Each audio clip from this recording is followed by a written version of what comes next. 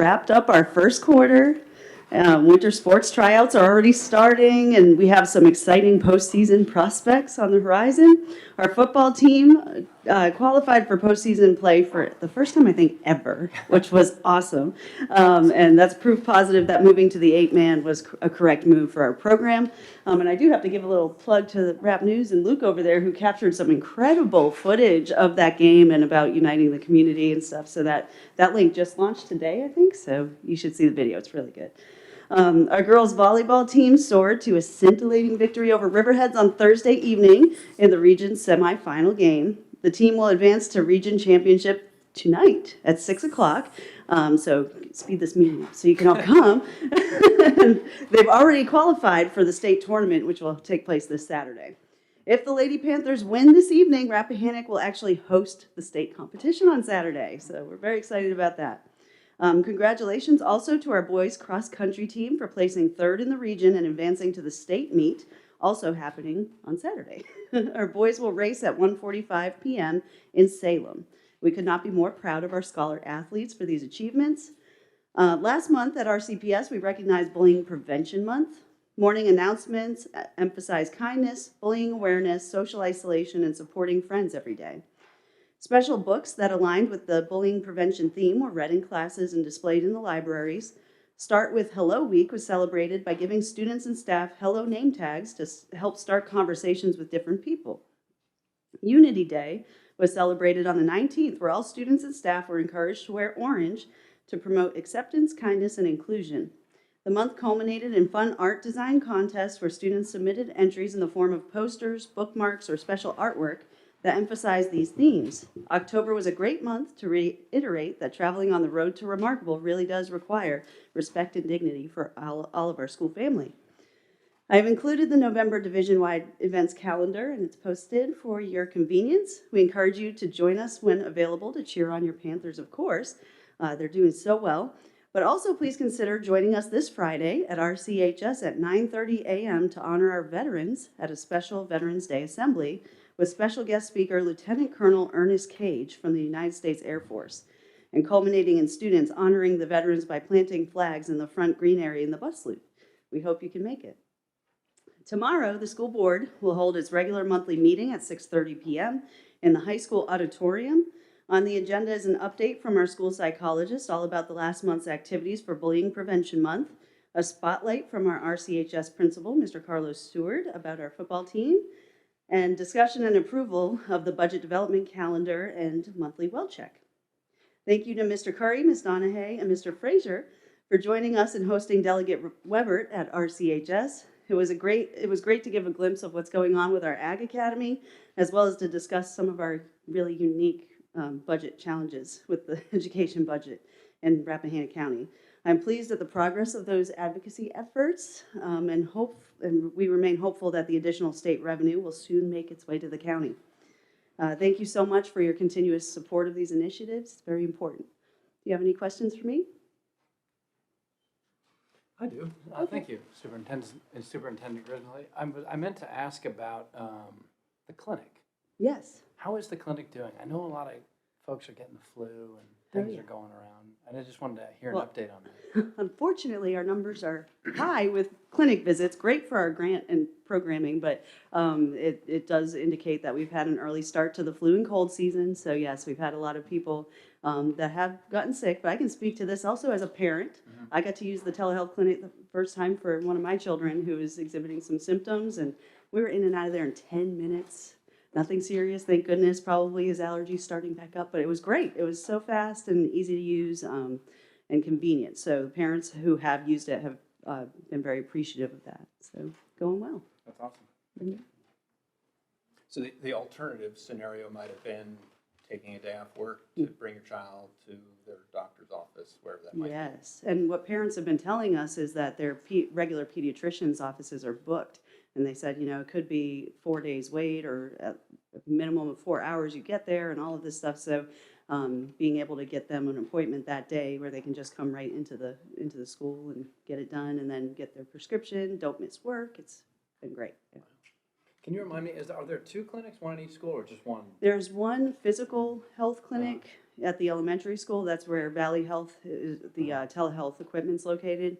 And then we also offer mental health outpatient services at the high school. Got it. So do high schoolers come down to the They elementary can, schools? They need to, are they doing, is anybody using it? Oh, yeah. From the high school? They have, yep. Fantastic. And sometimes if available, one of our nurses will bring them down too, if a parent wants to meet or even get on the phone if they don't want to leave work and want to see how the test will come out. All right, call me if it's, something I need to worry about. So that's been very convenient too. Wow, that's an incredible resource. Yeah. Thank you.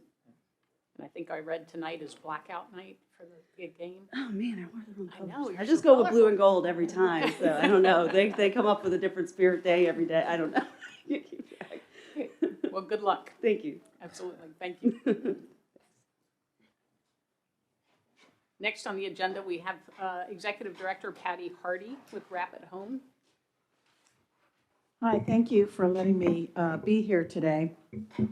Rapid Home has been in existence since 2015. We serve the health, safety, and social needs of the county's seniors. We meet a lot of seniors throughout the year, and we give a lot of services to them.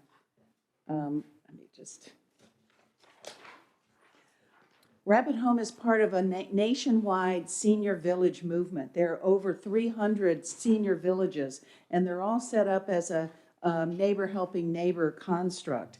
And so Rapid Home is one of the most successful rural villages. It's very difficult to have a rural village because of the distances and the transportation needs. You may have heard that as of February, we no longer charge membership dues. We are operating now on donations and on funding. And so far, it's been received very well. Our numbers have grown. We don't call our folks members, we call them friends now. And our ranks have really grown. We have 42 fully vetted volunteers, and by vetting, I mean we do background checks, driving checks, and we make sure we have a valid driver's license and insurance for everybody. We have 9 directors. Some of them are here today. Joyce Wenger, Ralph Bates, Sally Morgan, Harold Bebout, Madeline Bynum, Ruth Welch, Christy Ludlow, Jean Goodine, and Ken Reed. I want to give you a little background on some of our most important programs. First and foremost is our companion care program. What we do with this is we have a group of vetted, trained caregivers like certified nursing assistants and personal care aides who go into people's homes and give them in-home services. And it might be just taking care of the home, doing a little light housekeeping, fixing meals for them, or it might be more medically related, like ambulatory services or helping them in the bathroom, that kind of thing. And it's been really popular. The PATH Foundation has helped fund it, and we're really proud not only that we've been able to meet the needs of the county's seniors, but we've identified what the need is, and we're providing jobs for the caregivers. And I think that's something that we're really proud of. The caregivers, too, not only in addition to taking care of people's needs, they come back to us and alert us of things. We've learned of fire risks in a house that we were able to take care of. We've learned of faulty or inoperative appliances like refrigerators or stoves or water heaters. And so we've been able then to go like to Department of Social Services or Bernie at Benevolent Fund and help those folks. Those are needs we might never have heard of, or DSS might never have heard of. We also, we provide services to people that are referred by DSS, but also some folks can pay privately. They're not registered with the DSS and they have the means to do so. Transportation, as we all know, is another big issue here in a rural county. When we first started Rapid Home, that was our number one initiative that we wanted to look at was transportation. How to get people to doctor's appointments, medical appointments, legal appointments, how to pick up prescriptions and groceries and deliver them to people who didn't have transportation or were ill or homebound in some way. We have really excelled in this. I don't have the numbers with me, but I can provide them if you like them later, of the number of rides that we give to people every month and every year. People give rides either through their personal vehicle, or we have use of a wheelchair van and a 14-seat minibus. The wheelchair van has grown in popularity. As the word gets out, we get more and more requests for folks that need that wheelchair accessibility to go to the doctor. Let's see. We work, of course, with FAMS and with Voltran, and we're actually giving more and more of our referrals to Voltran because their system is really automated. But we work together with them to get rides for seniors here in Rappahannock County. It's become essential, for people to have that transportation, and they will call us. We never turn anybody away. They don't have to be a friend or in the past a member to call us for services. If anybody calls and they need something, we do the best we can to deliver for that. Another big program that we have is called Rap at the Door.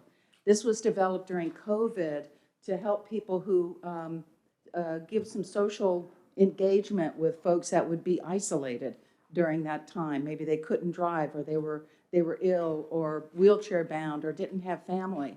So we developed this program of volunteers that would deliver gifts of some sort to people, at least 50 people at a time, not always the same 50. We kind of spread it around. But we've given gifts like baked goods, soup and bread and other kinds of things from local restaurants and local stores. Last year, we gave out little star nightlights for Christmas presents as a safety feature. For the rest of this year, we've got some other safety-related items, a smoke detector and CO2 detector, and lighted magnifying glasses. When I showed these around to people, I said, what do you think of these? You think people would like those? They go, oh my God, yes, I want one. So we're gonna give those out too. If you know of anyone who you think could use a little cheering up, or if they need something, please pass that along to us at the office. Call us. Somebody in your district that is ill or has had a death in the family, or there's some kind, or they're incapacitated in some way, or could use a little cheering up. Please let us know. We'll add them to the next list. Let's see. Oh, one of the, also another safety focus is that the volunteers, when they go into the homes, can identify, as I mentioned before, needs for home repairs or safety issues like a loose railing, or sometimes a dark hallway. We can have somebody go in and change the light bulbs, to make it safer for them. We have other safe at home services. For instance, we work with the Castleton Fire Department to make these available. We've ordered and installed dozens of these. Nobody pays a thing. We give a donation to the fire department for each one of these. And but it's a safety feature, obviously, for the first responders, and people have really appreciated having these signs.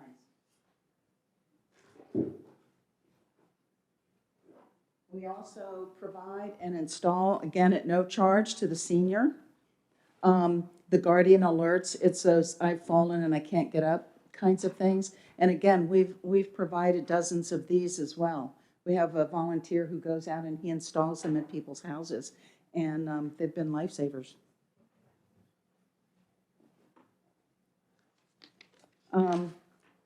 We have lots and lots of different kinds of activities, and they're all organized by and run by Rapid Home volunteers.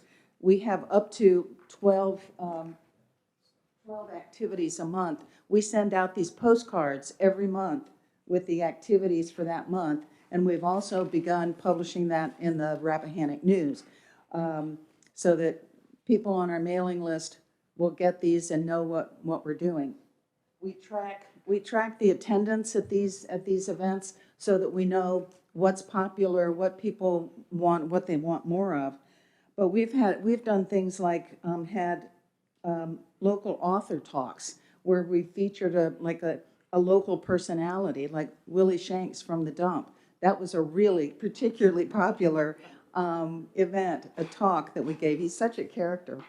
But we've done sessions on Rappahannock history, Medicare, Medicaid, long-term health insurance, growing up Black in Rappahannock, recycling efforts. We did a play reading at the senior center. We have ice cream socials, happy hours. So you name it, we've probably done it. And if you have an idea, we'll consider it. We have several large upcoming and ongoing initiatives. We've assembled a task force of medical providers and medical experts and professionals to talk about what are some of the issues, medical issues here in Rappahannock County, and what kinds of things might be feasible. For instance, a nurse or paramedics that are designed just to go to people's houses, maybe to change bandages or do keep up with their blood pressure, that kind of thing. That's all in the works. No decision has been made. We have a consultant who's looking at feasibility of certain kinds of things and will report back to us. Housing, of course, is a major issue. That's something that no one organization can solve alone. So we've been working with folks in the community who are looking at that issue. Hal Hunter especially has been working on something called house sharing. You may have heard it.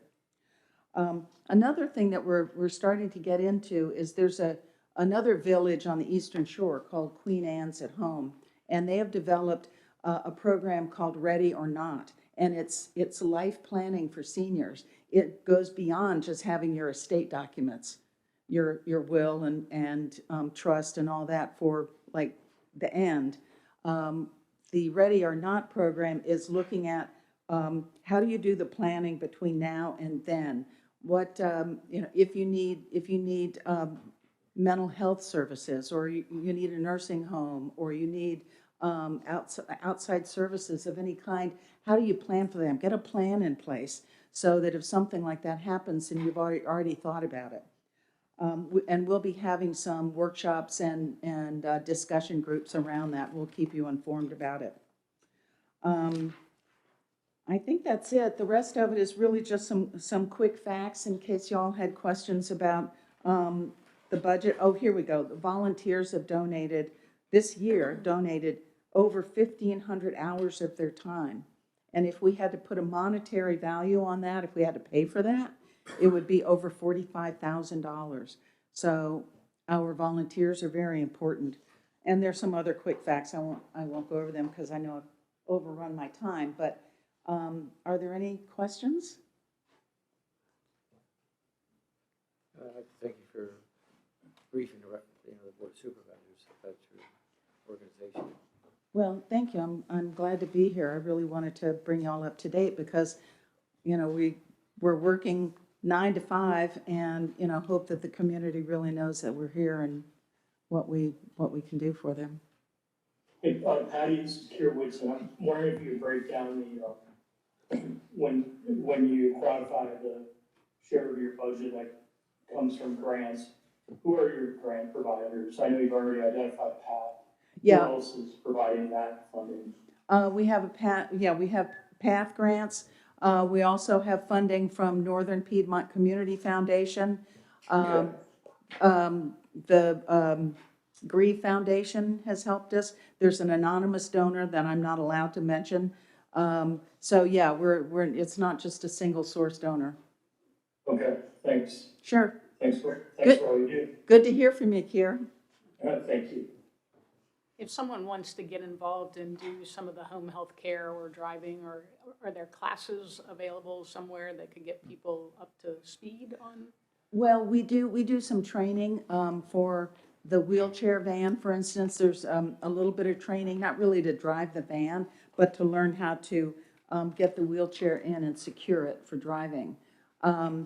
We do training of volunteers, as every volunteer needs to be trained at least every 2 years, but it's kind of a rolling thing because we have volunteers coming. Is that done locally, or? Oh, yeah, oh, yeah, we do it in our office, and even the wheelchair van is parked at our office, and so if somebody says they want to be a wheelchair driver and they qualify with the driving record and background check and all that, yeah. Great. So We your do it right office there. is located, Oh, the office is located in the Washington School on Mount Salem Avenue. and you typically, people can walk in during the day, Monday through Friday? Monday through Friday, you can walk in, you can call, or if there's someone in your districts, you can have them call us and say, hey, I heard about, a caregiver, or I heard about a place for, get you transportation or wheelchair accessibility. Well, thank you for coming today. Thank Thank you. you for delivering all the critical services that Oh, you do. well, to thank you, seniors. it's our pleasure. I know it can be tricky for folks Yeah. in Rappahannock. Yeah, yeah, So, thank you. we're working on it. Thank you. I see us save the date on the back of the card, I noticed.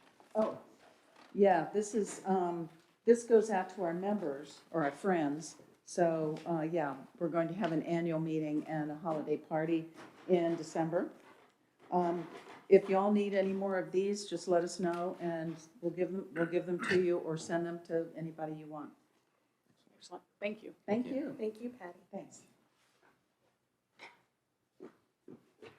All right, at this time, it's the public comment period. Anyone wishing to speak, if you'll please wait to be recognized, come up and give us your name and the district you're in. It's not just for us, it's for everybody, including our Zoom guests. And we'll recognize you and hear what you have to say today. Yes, ma'am.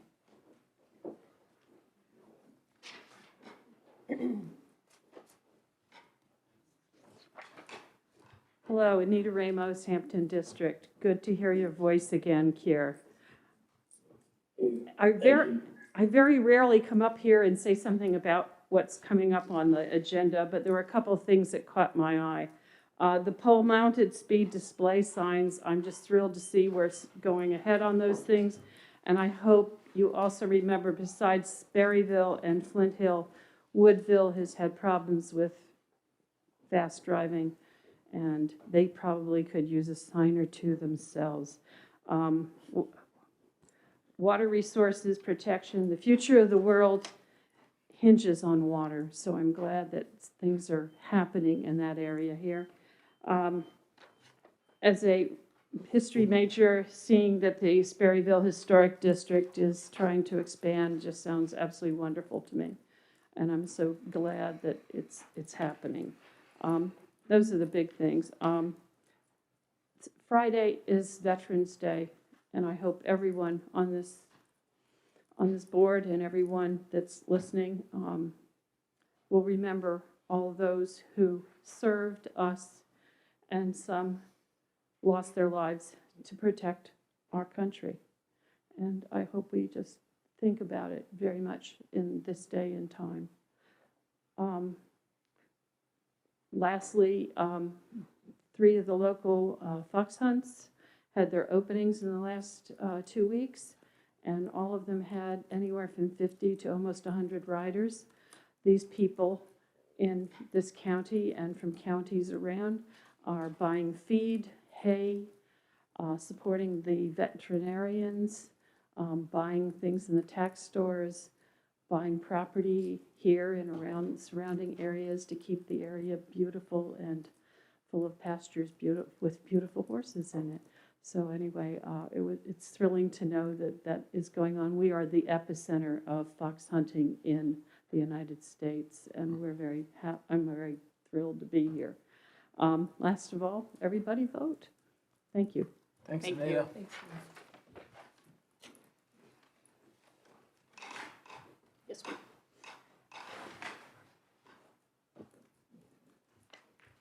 Good afternoon, everybody.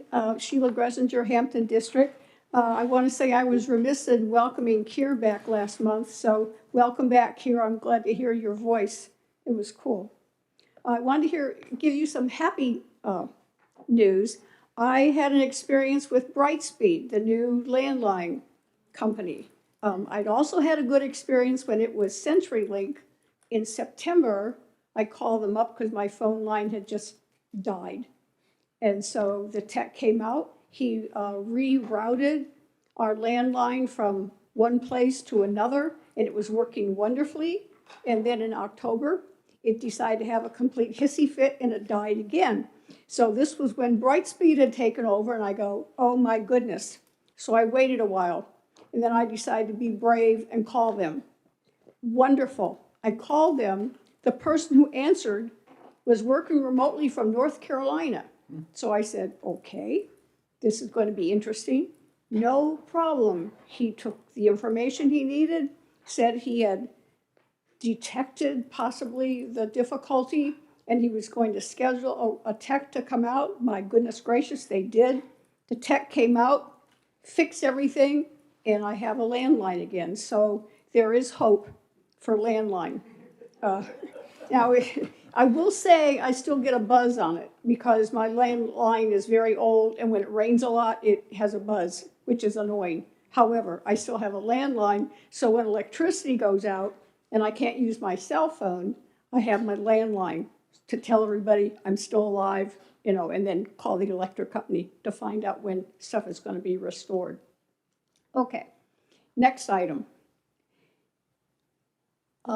I want to reiterate the fact that it's okay to change your mind.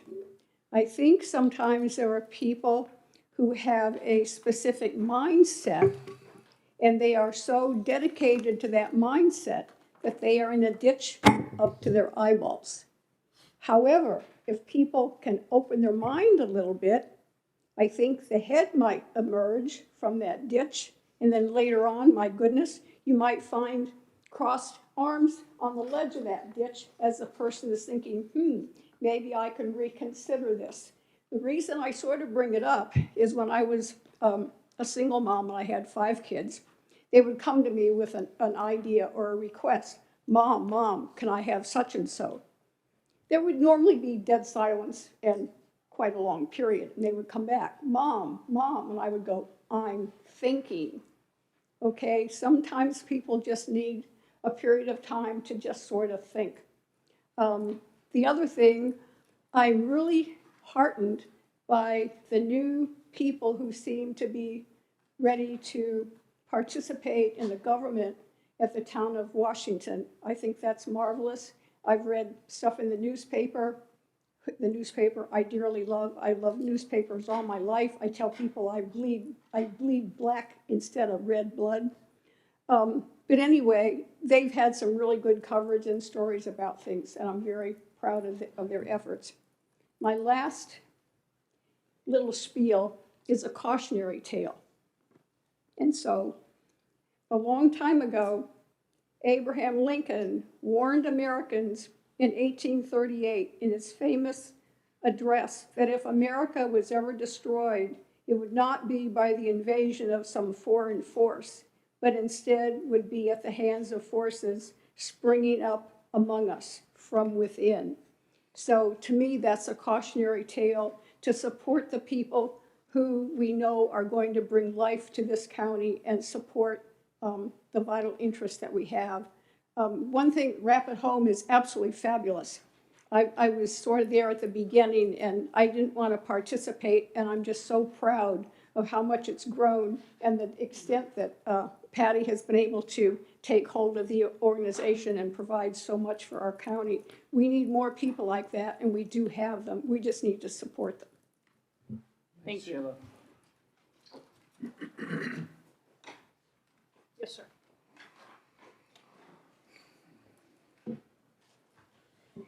I'm a little taller. Just squeeze the trigger there and drag it up. Perfect. John Capielli, Hamptons District. Unfortunately, 90% of the time when I come here to the Board of Supervisors meeting, I don't have anything positive to say. With Patty's presentation and Mrs. Grimsley's presentation, they're wonderful. Both of these people and what they do for the county is great. Unfortunately, there are people that work for the county that aren't doing so great. We have a problem with the zoning administrator getting involved in things that are not in her department. And we being myself and 7 other individuals, are getting ready to file a suit against the county for this. In fact, Mr. Curry was able to provide us with a FOIA, which you also have access to a copy of, because he makes copies every time you do a FOIA, and it's over 500 pages.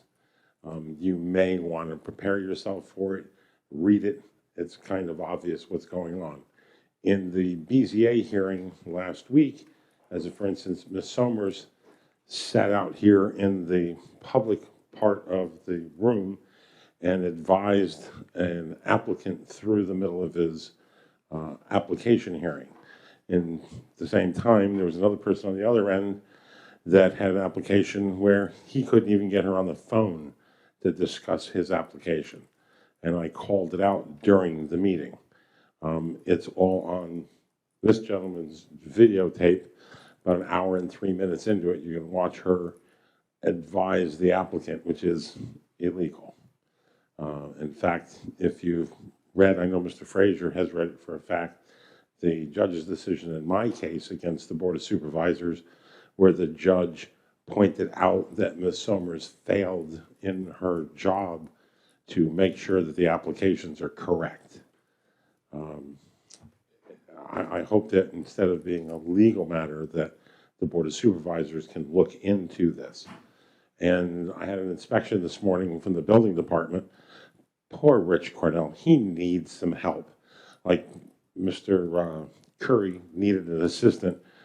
Rich has just had major surgery. He's one guy. He's doing 15 inspections today, and they're going to make him run around Wednesday for car recalls.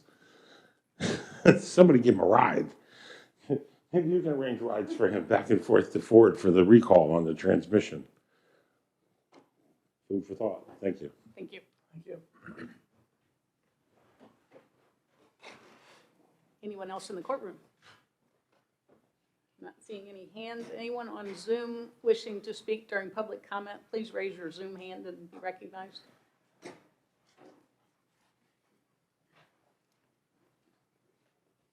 only 2 people, right? All right, not seeing anyone on Zoom. I'll close public comment.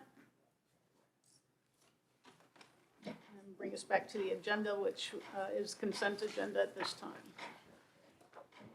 Madam Chair, Kier Whitson, if we could pull the meeting minutes, please. From the consent agenda, I didn't attend that meeting, therefore will abstain if we vote on it separately. Thank you, I appreciate that.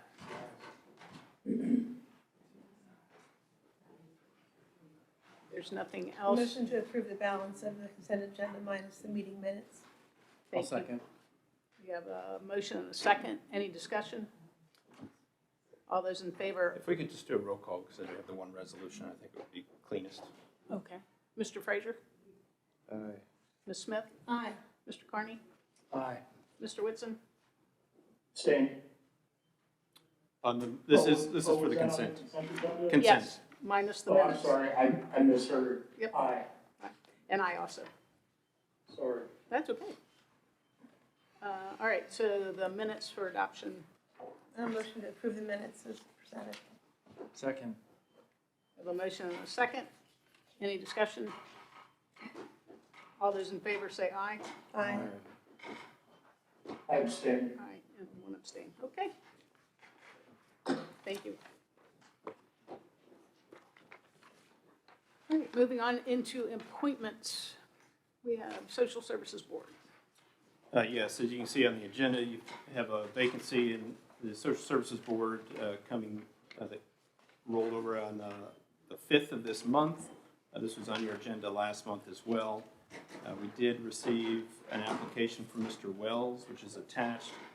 A vacancy notice ran in the paper, did not receive any additional applications, and so that application is before you for consideration of appointment.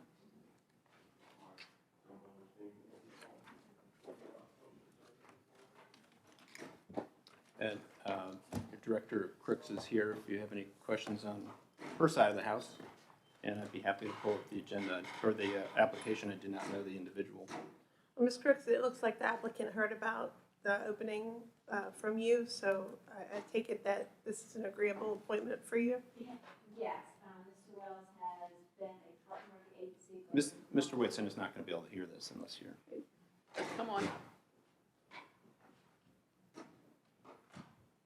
Yes, Mr. Wells has been a partner of the agency preceding my arrival and has been someone who has really supported the mission. And I think he'd be an excellent addition, and there's no reservations about his joining the board. Plus, it's an excellent community partnership also between DSS and the Lions. So we're always looking for ways to strengthen our community network. So I think it'll be a valuable addition. Sounds good. Thank you. Thank you. And Mr. Whitson, it looks like he is in the Hampton District. Sorry, I don't have any questions. If someone would like to put forward a motion, it might be easier than me doing it remotely. I will. I'll move to appoint Mr. Wells to the local social services board with the term starting 11/5/22 and ending 11/4/26, and waive any informalities. Motion, do I have a second? Second. We have a motion and a second. Any discussion? All those in favor say aye. Aye. Aye. Any opposed? Thank you.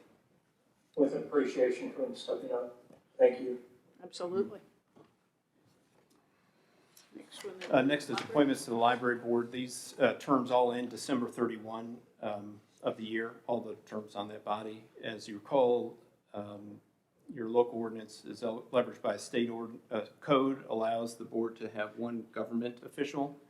You appointed me a few years back to, I think it was a partial term available at that time, and I've served since that time. My term ends December 31. I've asked Ms. Jewell if she'd be willing to take that spot, and she said that she was, if the board thought that was a good idea. So I'd ask you to consider appointing Ms. Jewell effective January 1. The vacancy notice just went in the paper for this. I have not received any applications for the other position, which would be filling a recently vacated, will be an end of term, fully expired term on December 31 for Beth Gaynor, who's indicated she's not interested in being reappointed. That appointment can be done next month. Okay. Well, both of these could be done next month, or you can take them one at a time. And Ms. Jewell, you have signaled that you'd be okay being on this board? Yes, sir. Well, then I will go ahead and move to appoint Ms. Jewell to the Library Board of Trustees effective January 1, 2023 to fill the term ending December 31st, 2026, and waive any informalities. We have a motion. Do I have a second? Second, before she changes her mind. We have a motion and a second. Any discussion? All those in favor say aye. Aye. Aye. Aye. Any opposed? Thank you. All right, moving right along, Rappahannock. Lastly, we have the Community Services Board, RRCS. Again, as you can see, there are 3 members, representatives from Rappahannock that serve on this body.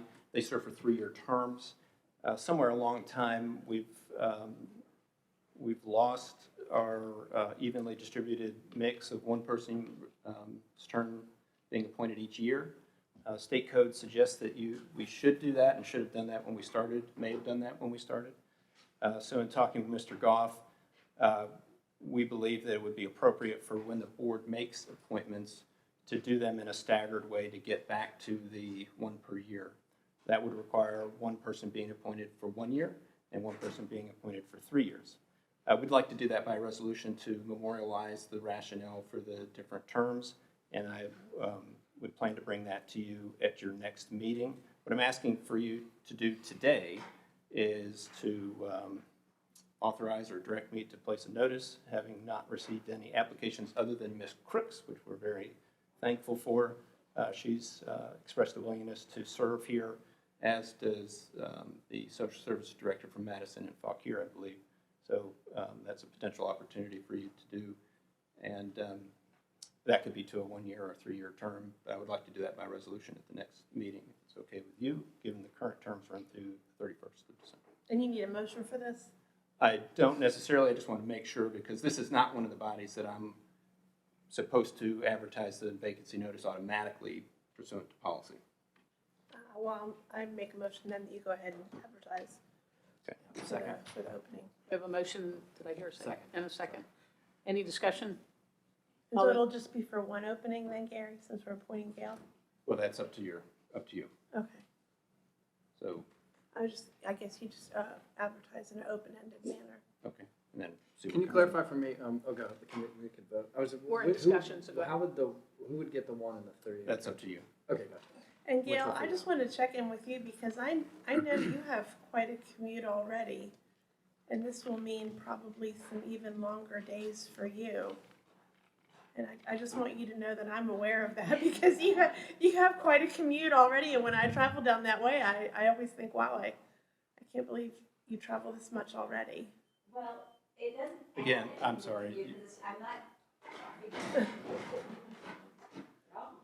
not. I greatly appreciate that concern. That does mean a lot to me. But it doesn't add anything to the commute Okay. necessarily, because I would not go home and come back. Right. It's sort of on your way with home, but not evening really. shifts, depending on where the meeting is at. You know, I've talked to Ms. Brooks to get kind of an awareness of what the commitment would be, to make sure that I'm more concerned about my ability to fulfill and serve as Rappahannock should be represented on that board. That's good. And so I think I'm open to either the 1 or the 3. I certainly plan on being here 3 years. I think my admin board's planning on me being here 3 years, unless you guys know something I don't know. So it really is up to the board, but I do appreciate that concern. I appreciate your willingness to take it on. Thank you. Gail. You're allowed to serve 3 3-year terms and any partial terms, so you could rope her into 10 years if you give her the 1 year. Careful what you ask for. 3-year term? 3 3-year terms, plus two. a partial. Not for this one. Yeah, social services is 2 4-year terms, and then a break. All right, so we had a motion and a second to advertise. Yep. Right. All those in favor say aye. Right. Aye. Any opposed? All right, going into old business, first item is broadband update. I'd like to call to order the RCBA for this meeting.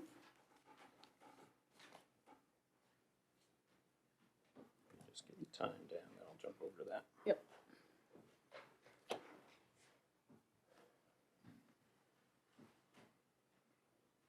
I need a motion to, I will I move don't to think you need a authorize. motion to, No? oh. for the Oh, RCBA, you don't need a motion to convene, I thought that's where you're going. which is fine. Yep. Okay, so we don't need a motion to convene. All right, in the discussion, I know you have items that you had posted on the RCBA agenda. Yeah, there's a few things on this item under the RCBA agenda that I think are important for the board to see. The last 2 files posted are just your normal monthly finance documents that Ms. Nick prepares for you. So it's just make sure you're aware of those. In addition, there's a bill from Pandec and Taves that will require your action as you've been using by practice to take a vote on those things. Let's see, what else do we have?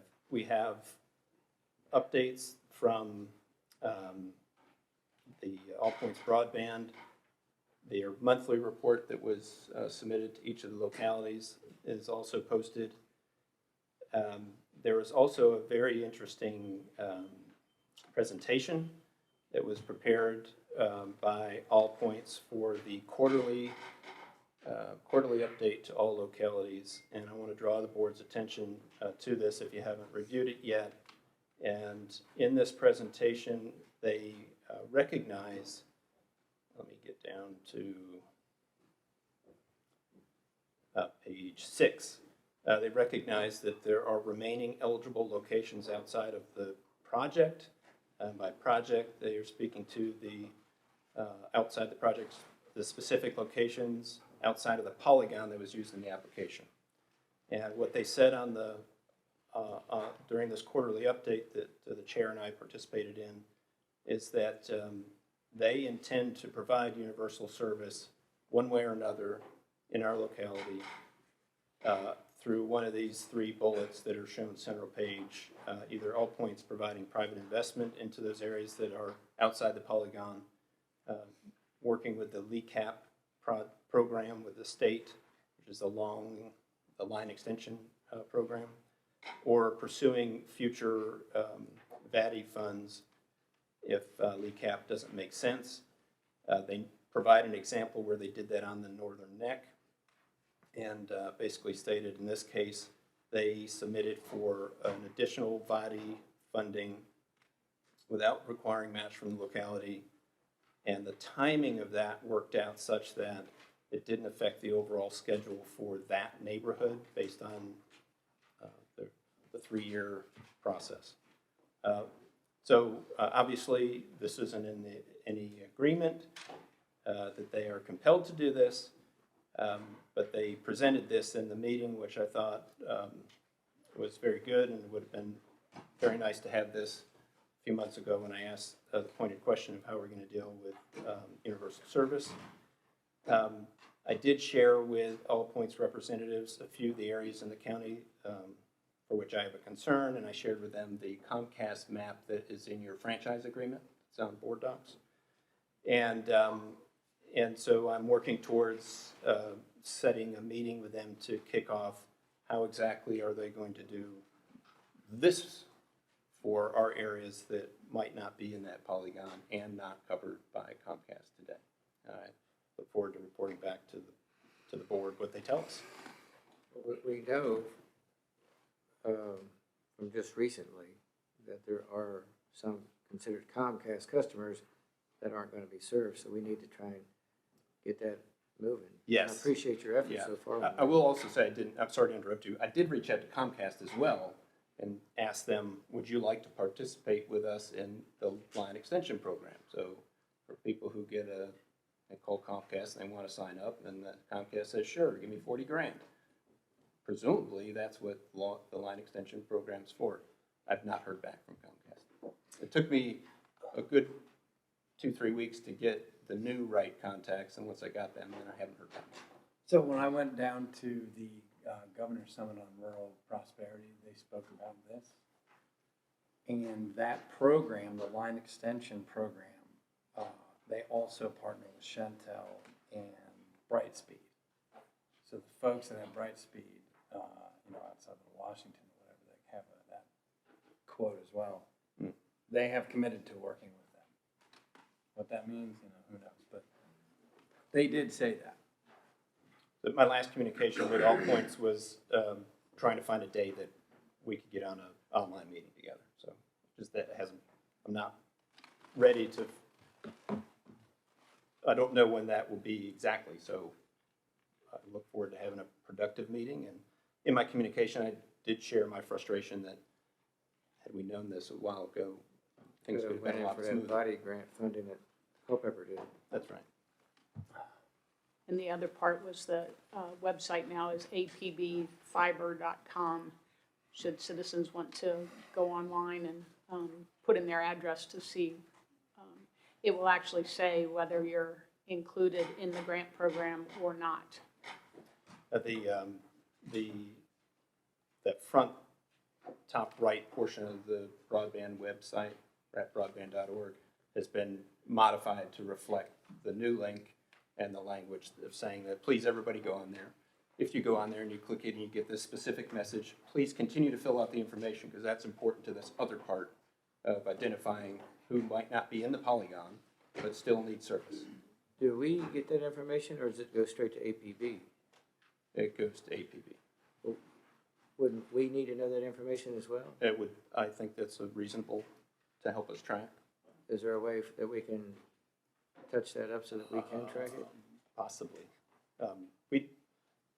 In order to not be too confusing, I don't think we'd want people to double enter, and No, their, no. their database, so it would have to be a partnership with APB probably to have that come back to us. I don't know why they wouldn't do that, but can't It's answer very, for that. very important that the county knows that information. Yep. What they already have and what they will be, But I they will be think- acquiring. Did we add that if the citizens get the message that they're not a part of it, to contact us as well? I don't remember. Would be definitely something that anyone that gets the message when they try to put in their address that they are not eligible, it would be very beneficial for us to know. We Yeah, so can't get- this is what it says.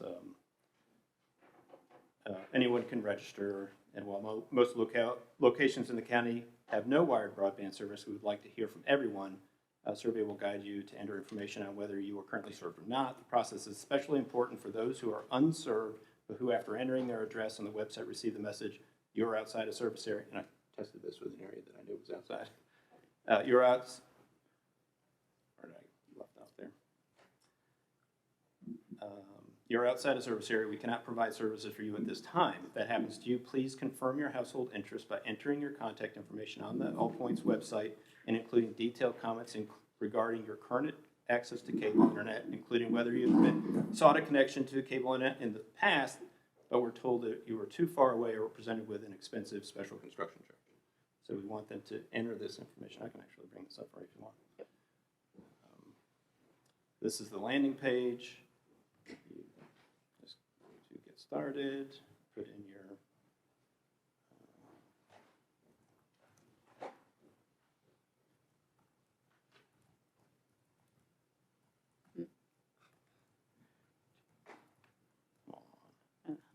It all works great until everybody's looking. Uh-huh. I'm also not exactly the greatest typist. There we go. All right. Finds us. We can check the address. And it tells us we're outside because that's the courthouse, which is firmly within Comcast. Drop the pin where it is. So you can then enter your information and enter detailed comments of that we prompted. No, I do not get Comcast. As a matter of fact, in whatever time I've tried to get it, and they told me it was 50 grand. Again, I'll just say what was sort of just said about some of the other verbiage in the presentation, Kiera, hold on just a second. which is that it would have been nice to have this interface prior to the agreement. Because a lot of folks, I think, are expecting to be served, and they won't be served. Well, Or they'll have to go a different route in order to obtain service.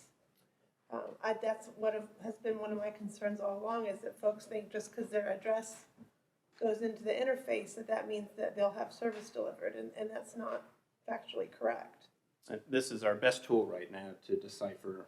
That's what I'm saying. I wish we'd had this tool earlier. I think most everybody agrees with you. All right, Mr. Whitson? That actually wasn't me. I don't know. Oh, okay, sorry. Yeah, no problem. I don't know who it was. Okay.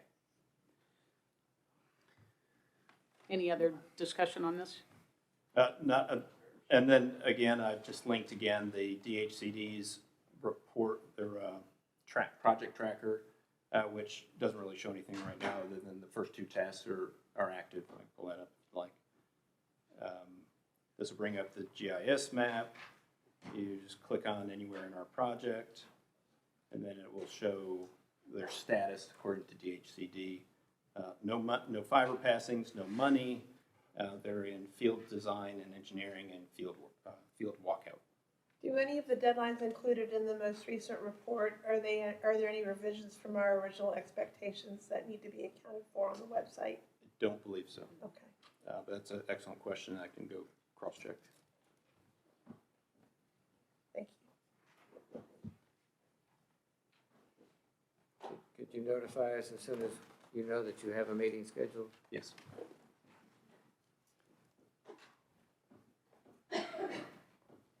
All right. So lastly, you have a bill to pay. Yep, that's where I was headed. We have the one invoice from Pandac and Tabes for, Madam Chair, I have a little bit of a problem with that invoice.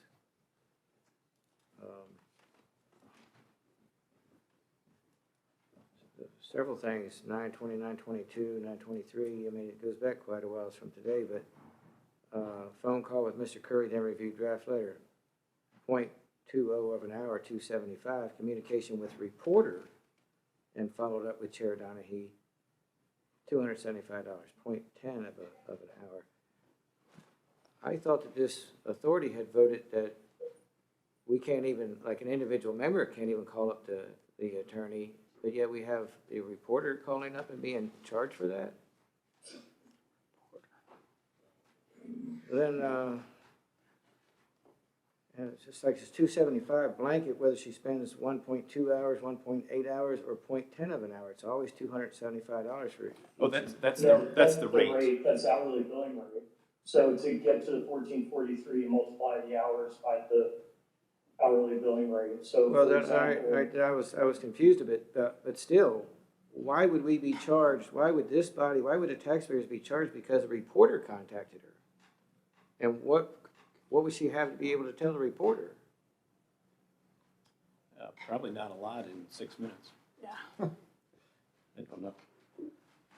I don't even know why we get charged for things like that.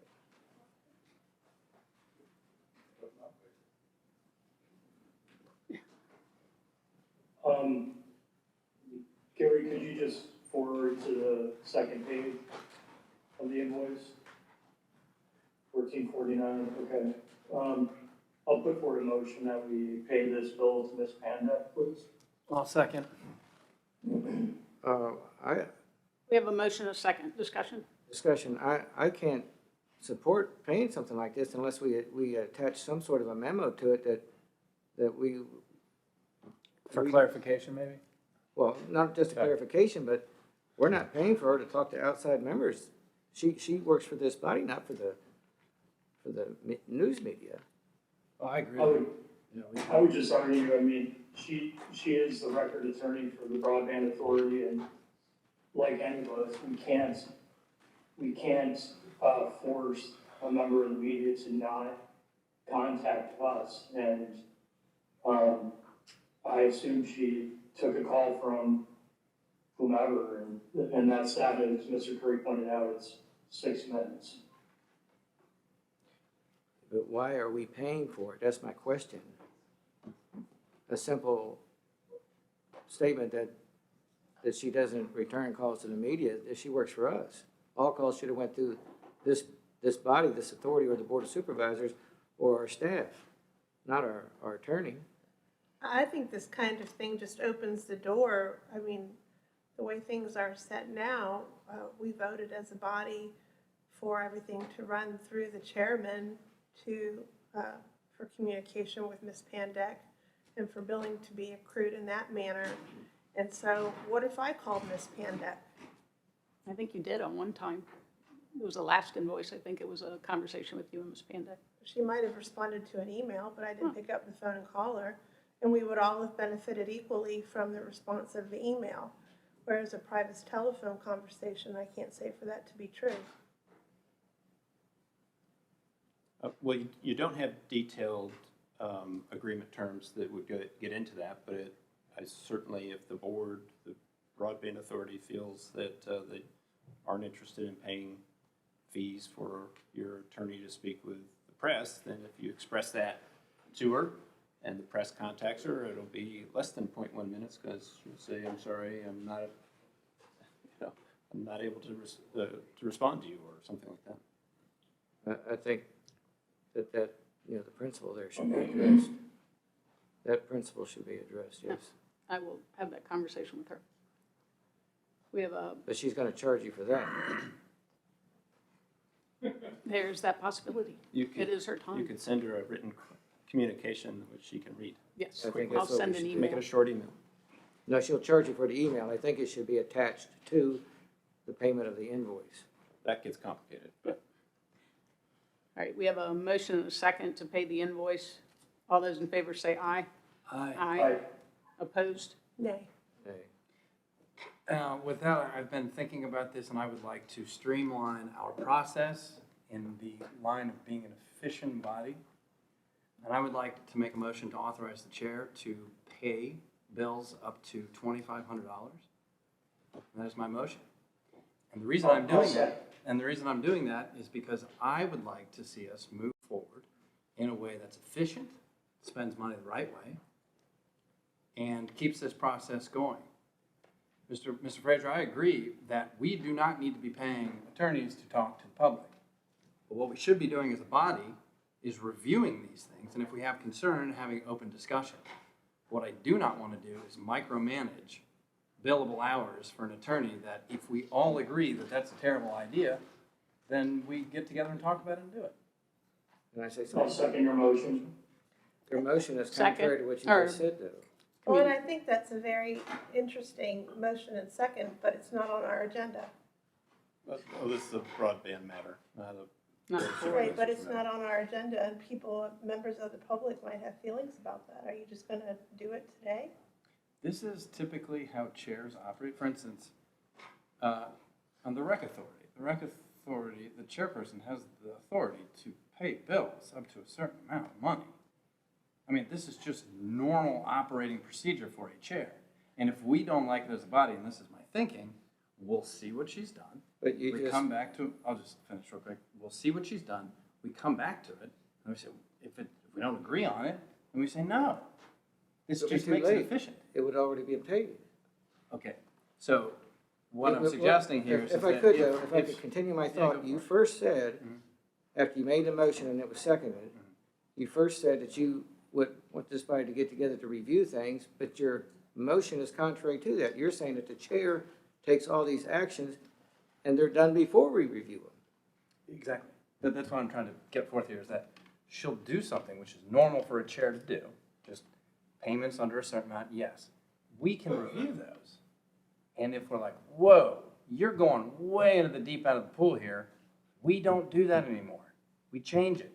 But it'll be too late. It's not too late. It's gonna This is- create a rift. It would already be paid. Between the This- chairman and the board. This is not that difficult, what we're doing today. This is not that difficult. I disagree with micromanaging. It's not micromanaging. Well, I We're think not, it is. we're not managing the chair. The chair is one of us. The chair has no more specific authority than any one member unless you specifically give them that authority. Right, which is exactly what I'm So doing. that's what you're trying to do. Then you want to review it later. That would be the micromanaging. I think it's. So I have faith, go ahead. To the very, I mean, I've said it before, that the chairman of the broadband committee, we really have given more power and authority than any other person that I can think of in the history of Rappahannock.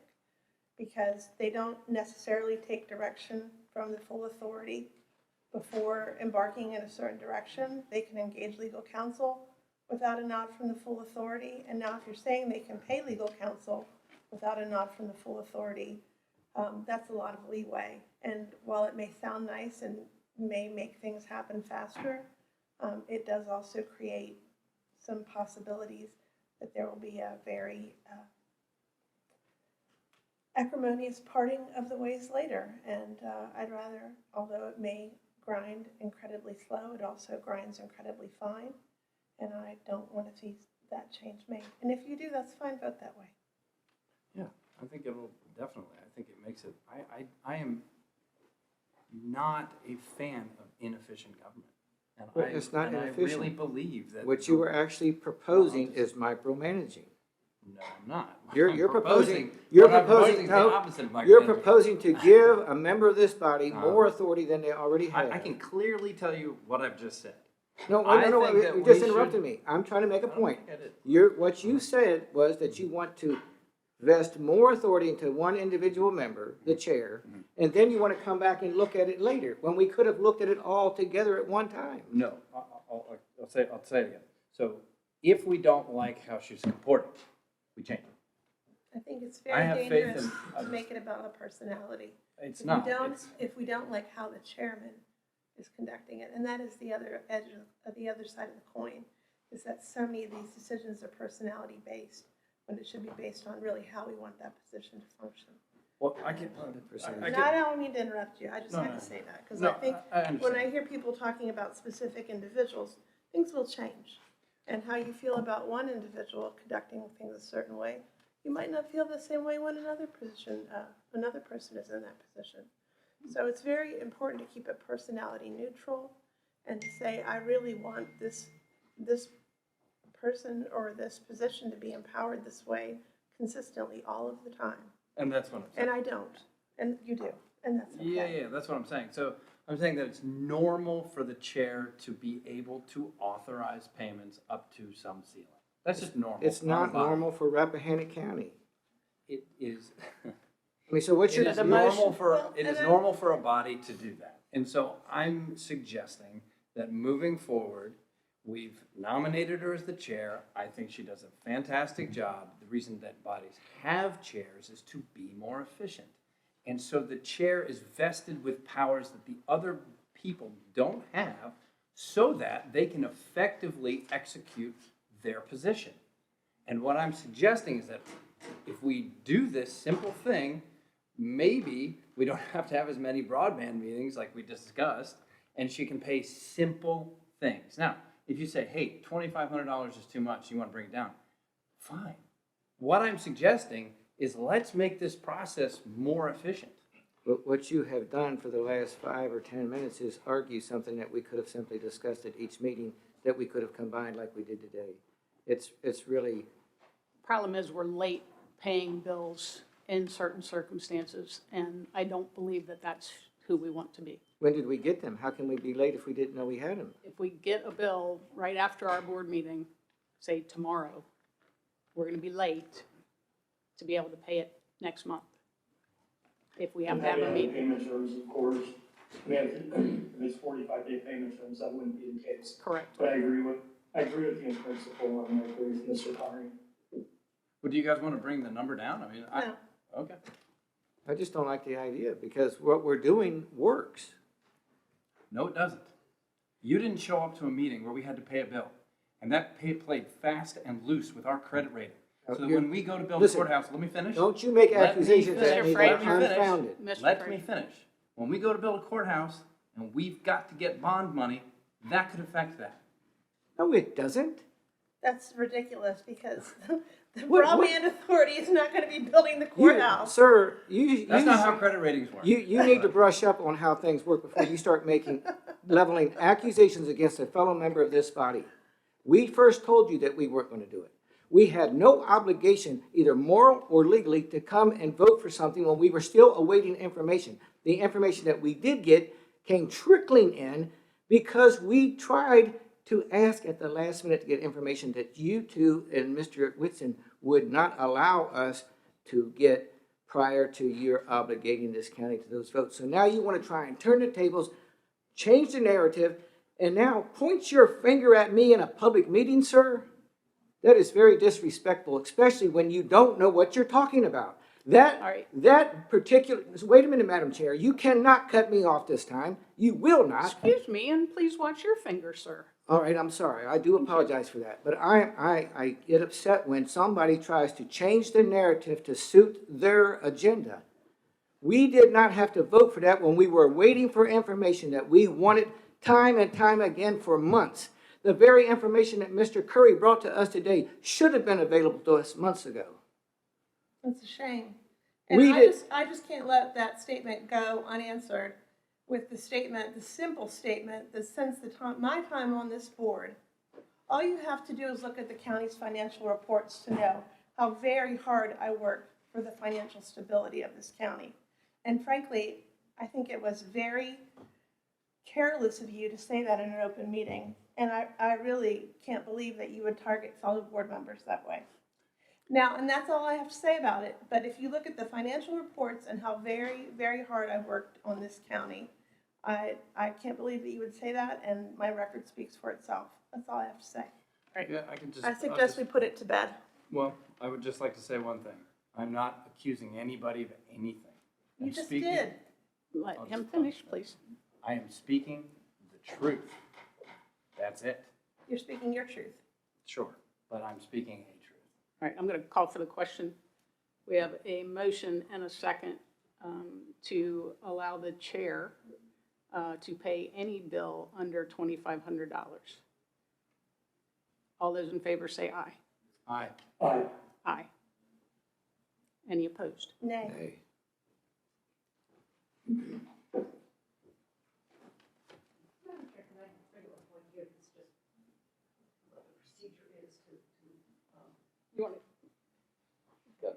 so Mr. Whitson can hear you. It's Reviewing my Margaret. notes, this is Margaret Bond, the secretary. There had been a motion that was passed back last July. I believe it was Ms. Smith that brought it up, that you may affect the motion you've just passed. The motion was, and seconded by Mr. Whitson, to only have Ms. Pandak be engaged in work on specific tasks that had been voted for and approved by a majority of the authority board members. You might find yourself in a contradiction with the pay anything under $2,500 if it doesn't comply with this particular motion that was passed by the authority board. You may wish to withdraw that or rescind that particular order. Do you understand what I'm saying? Do you want me to read that again? Sure, can you read again? Okay. What was the This date? was before your time, Mr. Carney. The date again, just so I can. July 19th, it was a continuation, excuse me, July 22nd, it was a continuation of the July 19th Authority Board meeting. And And the year of this? this was 2021, 21? yeah. It might be in contradiction to the motion that you've approved, because it seems to imply that you expected any tasks for which Ms. Pandak billed you to have already been approved. So you might need to rescind that motion and in favor of the one you just passed. Does that? Madam Chair, this is Keir Whitson. I appreciate Ms. Bond bringing that up, but in fact, since you will review the invoices from Ms. Pandak, and given that her scope of work is sufficiently broad in definition to cover work on our broadband infrastructure project, I don't quite see Ms. Bond's point that we would want to rescind this motion, which was a motion locking in a monetary cap on chair approval of an invoice. And I assume you, like every one of us on board, will review the invoice. And if you see anything that doesn't fall within the scope of work related to our infrastructure project, then I assume you would raise that with Ms. Pandak.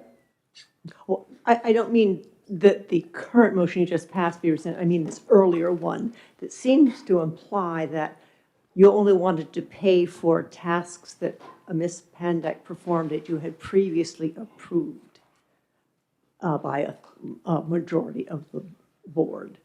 It just might create a conflict at some point I think that's already been reversed at some point. by kind of practices. No, by a different vote of the board, and I think it was another 3-2 vote of the board that empowered the chair to act without full backing of the board, act in advance of direction at a board meeting. And I don't remember the date of that meeting, but I do believe that has already happened. Okay, if you're satisfied with that, then the record can reflect that this has been resolved. It's part of, Thank you, it's, Margaret. something I remember happening, so. So Margaret and I can go back and look over various minutes, and then if there's cleanup to be done, then we'll bring it to you. I appreciate that. Thank you, Margaret.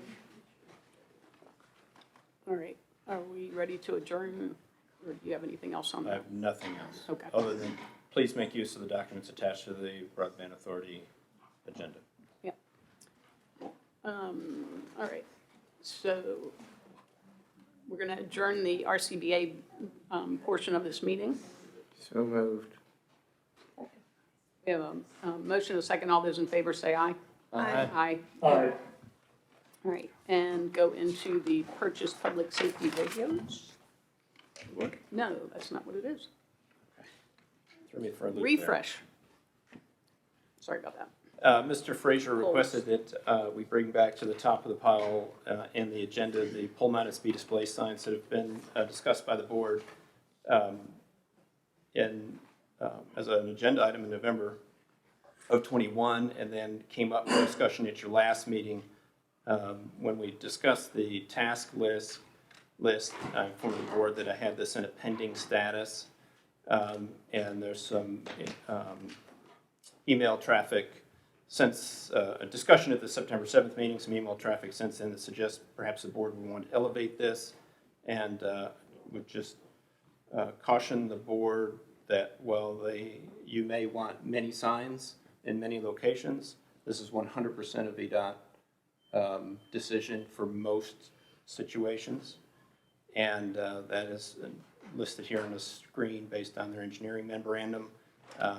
But what I committed to do back in November was to get with VDOT and try to work out with them where they would support us to put these things. And like I said, I've got that kind of on the side burner, but something else can be swapped out to the side burner, and this can go to the front burner.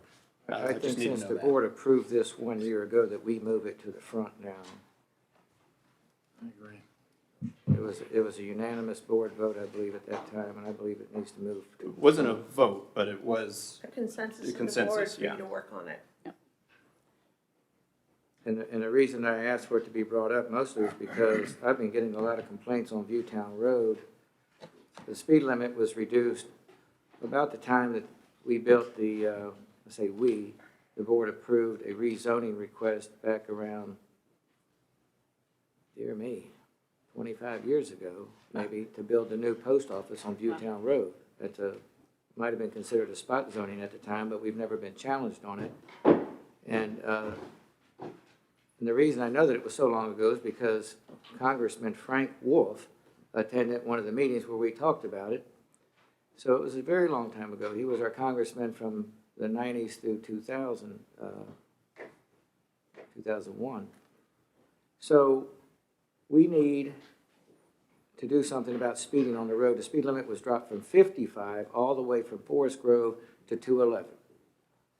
which is 35 now. It's now 35 for the first 0.8 of a mile or so, and then it goes to 45 all the way out to Forest Grove Road, 729 after that.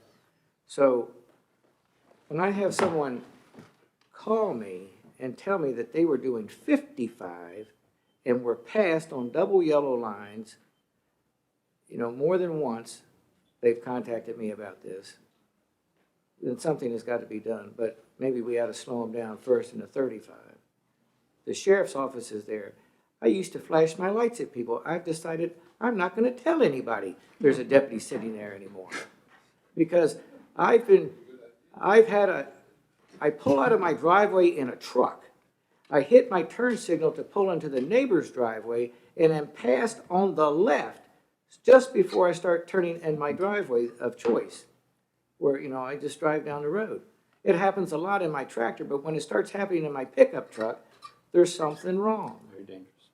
So, and unless we hire more deputies and buy more cruisers, we're stuck with the rotation that the sheriff tries to give each and every one of us in our districts, because they're doing it in Little Washington, they're doing it in Flint Hill, they're doing it in Woodville, they're doing it in Sperryville. Every one of us have, you know, deputies covering some part of our district, shooting radar.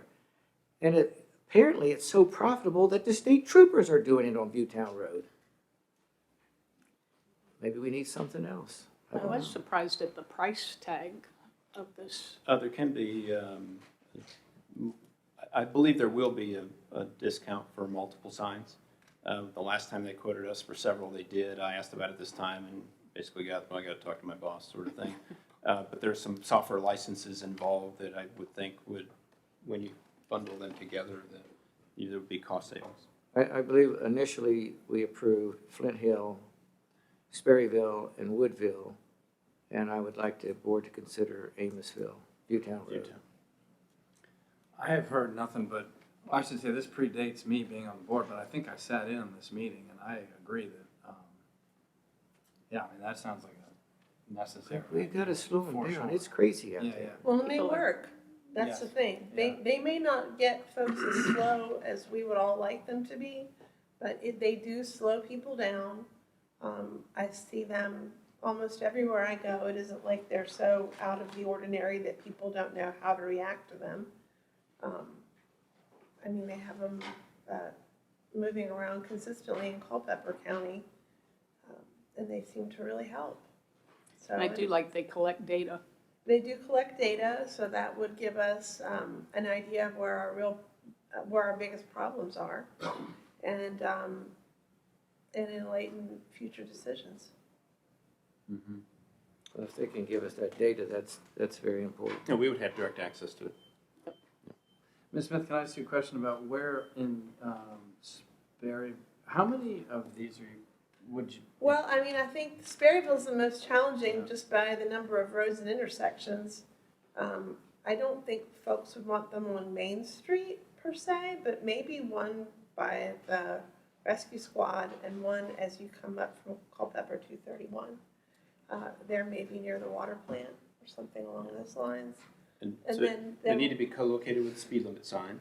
Right. So which doesn't have to necessarily be at the transition, but probably is a Right. good place And to then do it. where the road goes down to one lane, coming through Sperryville, and then as folks come off the mountain would be the other obvious place.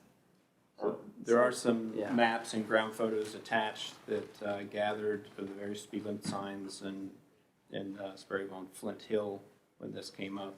Yeah. In Woodville, we all know where that transition to 35, which was just reconfirmed with an engineering study, should we say, about a year or so ago. The Viewtown, I guess, is valuable. 35 is an important number because the requirements speak to less than 40. So posted 40 or less, so that if it's a residential or pedestrian-oriented area that is 40 or less and where there's speeding happening, then we may have more control. As we learned with the Sperryville 211, that 85th percentile number may be hard for us to get VDOT to justify.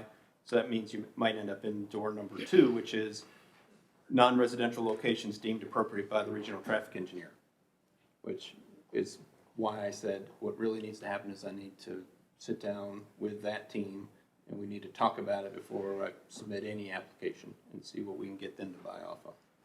Would an application be us asking them, hey, like for instance, Sperryville, where could?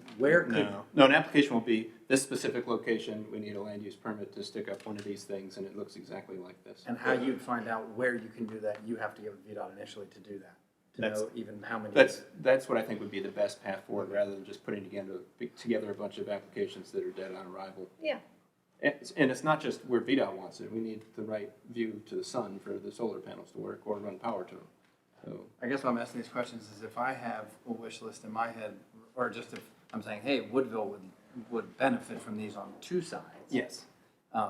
That's something that you would say, Yeah, okay, or if Ms. Smith said, hey, in these in Sperryville, do they need to be identified in this meeting so we can No. move forward? No, I think generally, I know in Woodville it would make sense to co-locate them with the 35 mile an hour zone. Another really odd place that this might be great is down on Slate Mills Road, down there by the Madison line. People really fly down that road. That I don't know the speed limit. I'll have to take a drive and I was just confirm. down there It might be 45. yesterday. And the posted speed limits are all on VDOT's website, and you can pull them from there. Okay. All right, so you'll, So I have a motion, I believe, to make this a priority matter, and I don't think I heard a second. I'll second. all right, we had a motion for Mr. Fraser, I think, And I guess I noted to incorporate Viewtown in the earlier discussion. and Mr. Carney, second. Any further discussion? All those in favor say aye. Aye. Aye. Thank you. If there's, some of them I've seen, and this is a discussion after the vote, which I apologize, but some of them don't flash if you're not speeding, Yeah, which is really great. so it appears that it's completely programmable.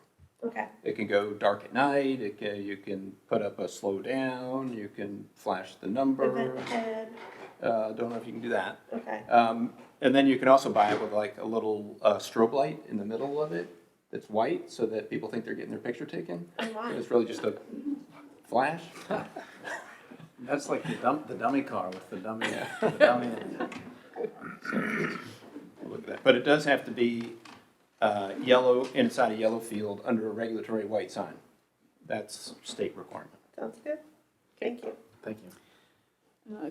Classification and compensation study. On you.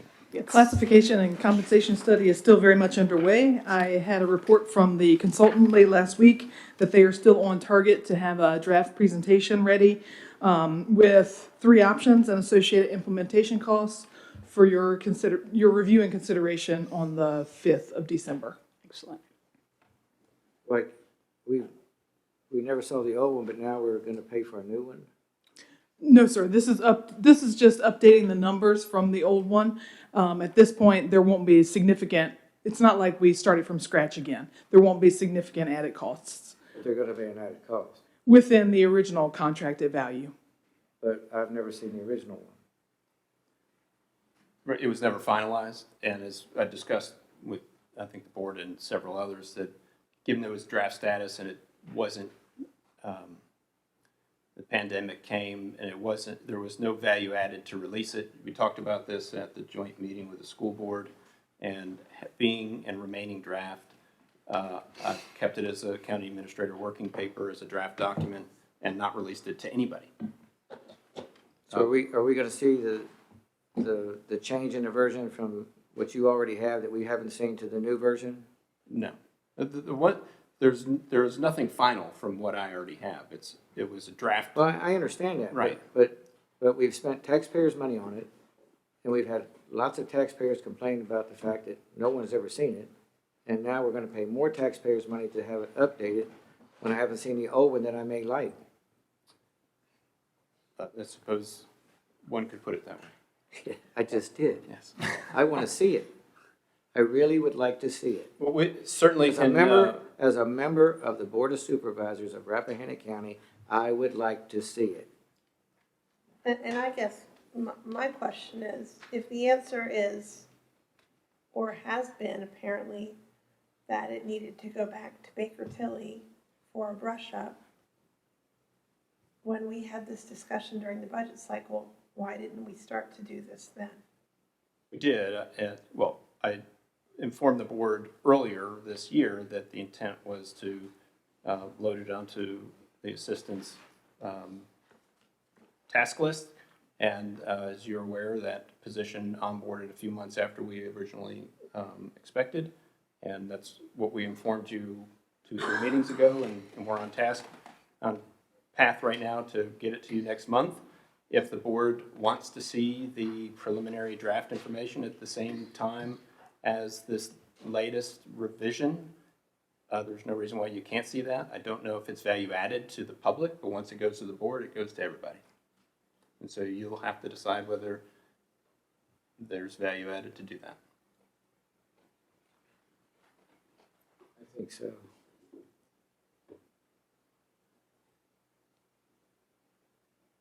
I don't think there's value added, but this is the world according to the board, not according to me. Anything else for Bonnie? That's the understanding, we will receive all the information. If that's going to happen, I'd prefer it be behind a vote. I want it to be That- very that is a clear motion what. then. That is a motion then. We have a motion, and what's the motion exactly? The motion is that with this updated version, the board also have the ability to review the old report as well.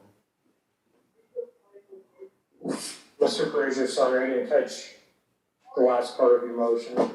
I said that with this updated version, that the board would be, have the old information available as well for review. We have a motion. Do I have a second? I'll second for purposes of discussion. We have a motion, a second, now in discussion. Sure, so just to clarify, Mr. Fraser, are you saying, so you'd give us something on December 3rd, and are you December 5th, and are you requesting the old study to be combined with the new study so we get both at the same time? Yes. And you were saying that The nature of studies like this is that what this is not is considering does there need to be a 4% increase to all staff to make their salaries right. The nature of a system like this is that when changes are made to salaries, there will be so-called winners and losers. And that division could change between the original draft and the final, not to mention the incorporation of the career ladders and the empty rungs that weren't considered in the first version. And I don't think there's value added by sharing who the quote-unquote winners and losers of the draft that wasn't fully vetted might have been at the same time as you consider a new, more fully vetted document that has the benefit of the additional review and work by the consultant. I think it will just bring acrimony from a different set of employees. But who is fully vetting either one of them? Ultimately, you will, but just like many other things, it comes through staff first. And in our case now, two different groups within Baker Tilly because of retirements in the middle. But unfortunately with this, you're reversing the role here. Instead of the board looking at something and maybe asking questions or making decisions and then tasking staff with something, here staff has all the information and is giving the board limited information based on their viewpoints, and we're supposed to make decisions based on that. Well, I think we're capable of making decisions. Absolutely. When you receive the options that are presented, there might be opportunity to expand the options, change the options, move to different options. But you're not giving us all the options because you don't think that we're qualified to look at it. I didn't say that. I think No, but in so many words, so many words, sir. No. There's an infinite number of options that could be presented on how you drop all the employees we have into a classification table and parallel grades, et cetera. And so the consultant and staff will help provide you with 3 options for how to do that. Now, at the same time, you could look at a maybe 75% product of where we were before the pandemic. And if you insist on seeing that and making it public, that's fine. We will do that. I don't think it's a good idea for the reasons I've expressed, because there's going to be different winners and losers in that draft 75% or whatever product. And so why have the acrimony of releasing that draft document that is meaningless at this point compared to the new, current, up-to-date version from which you can make any number of options you like? Mr. Fraser, I wonder if, just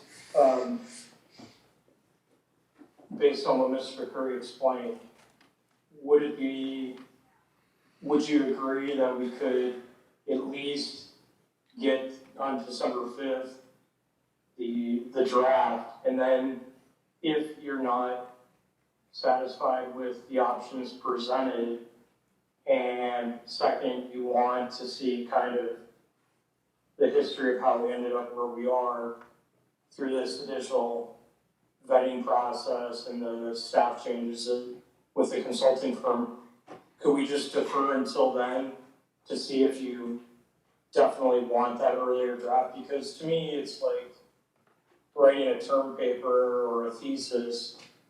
You don't hand off to the decision maker your initial draft of such documents.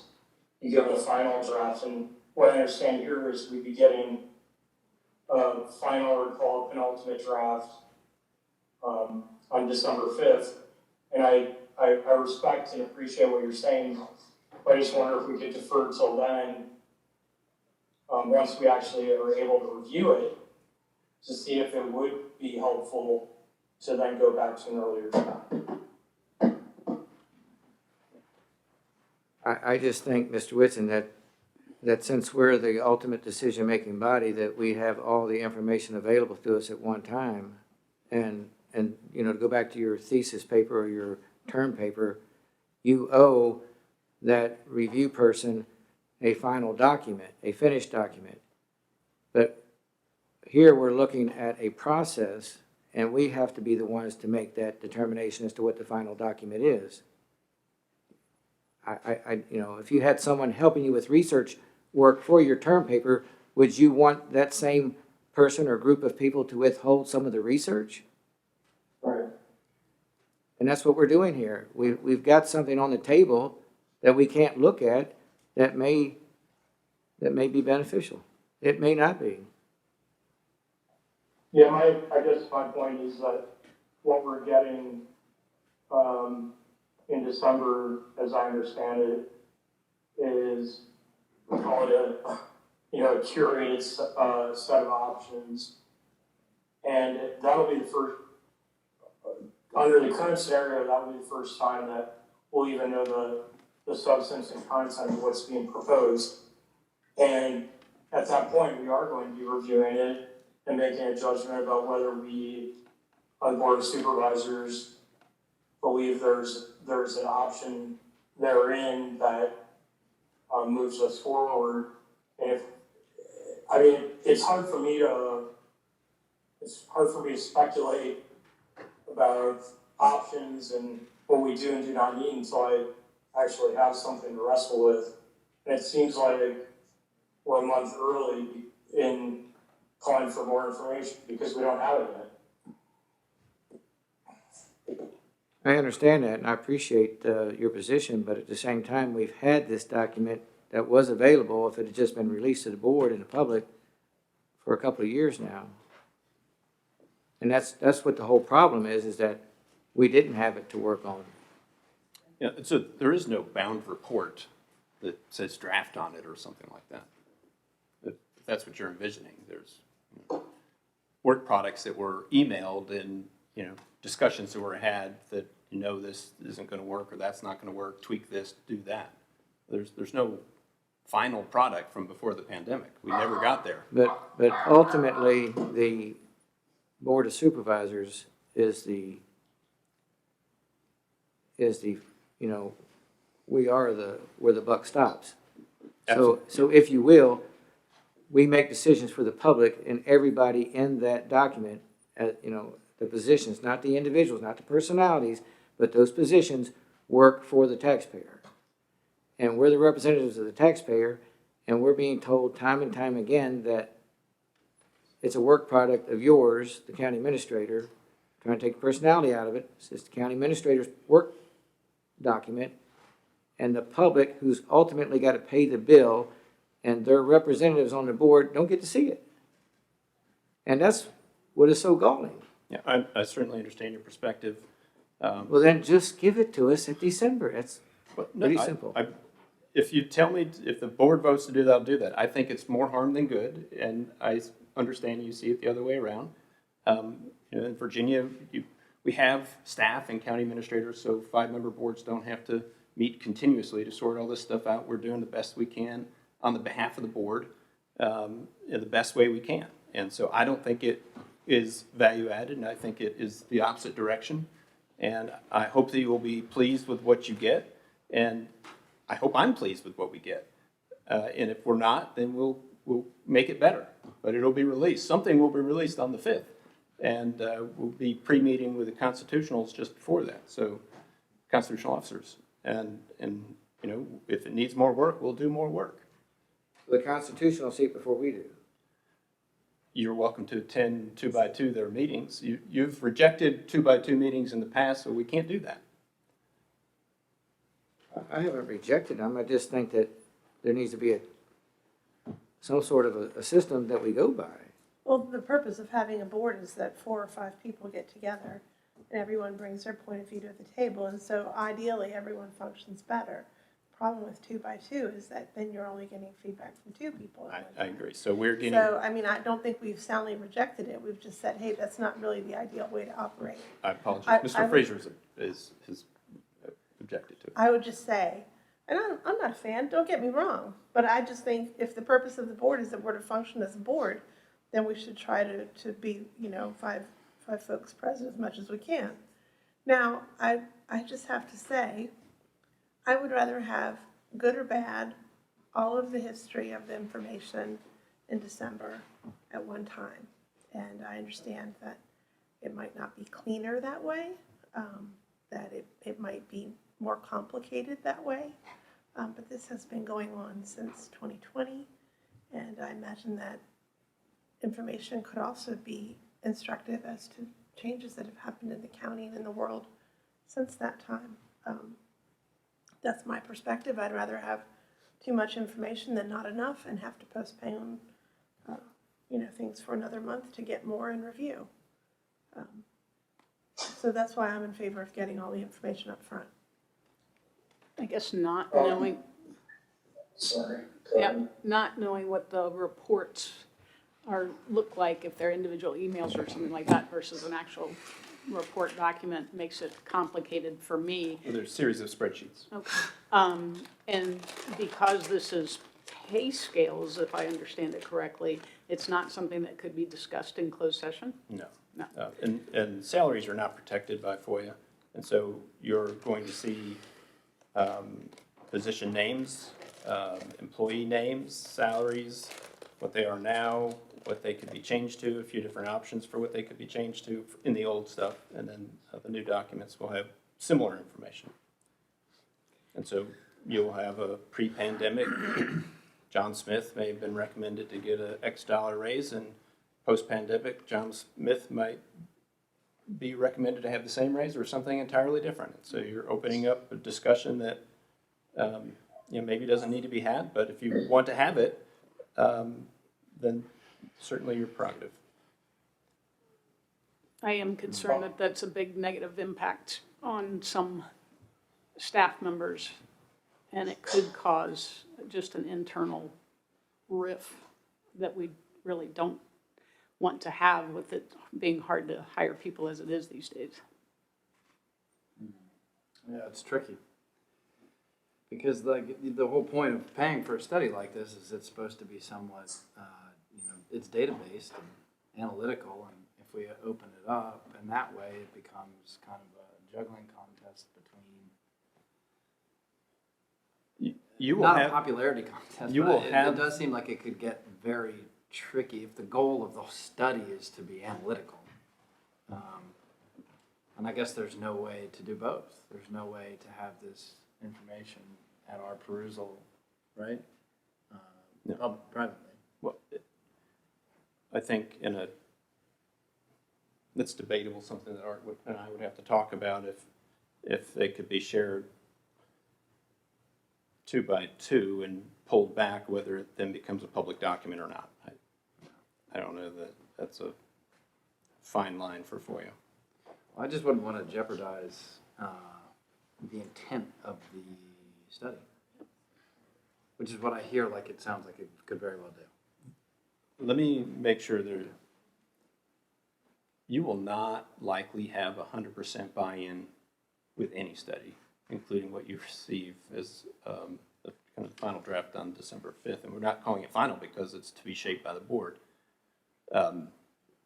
These types of things don't happen and have everybody come around and say, wow, you guys nailed it. That's perfect for everybody.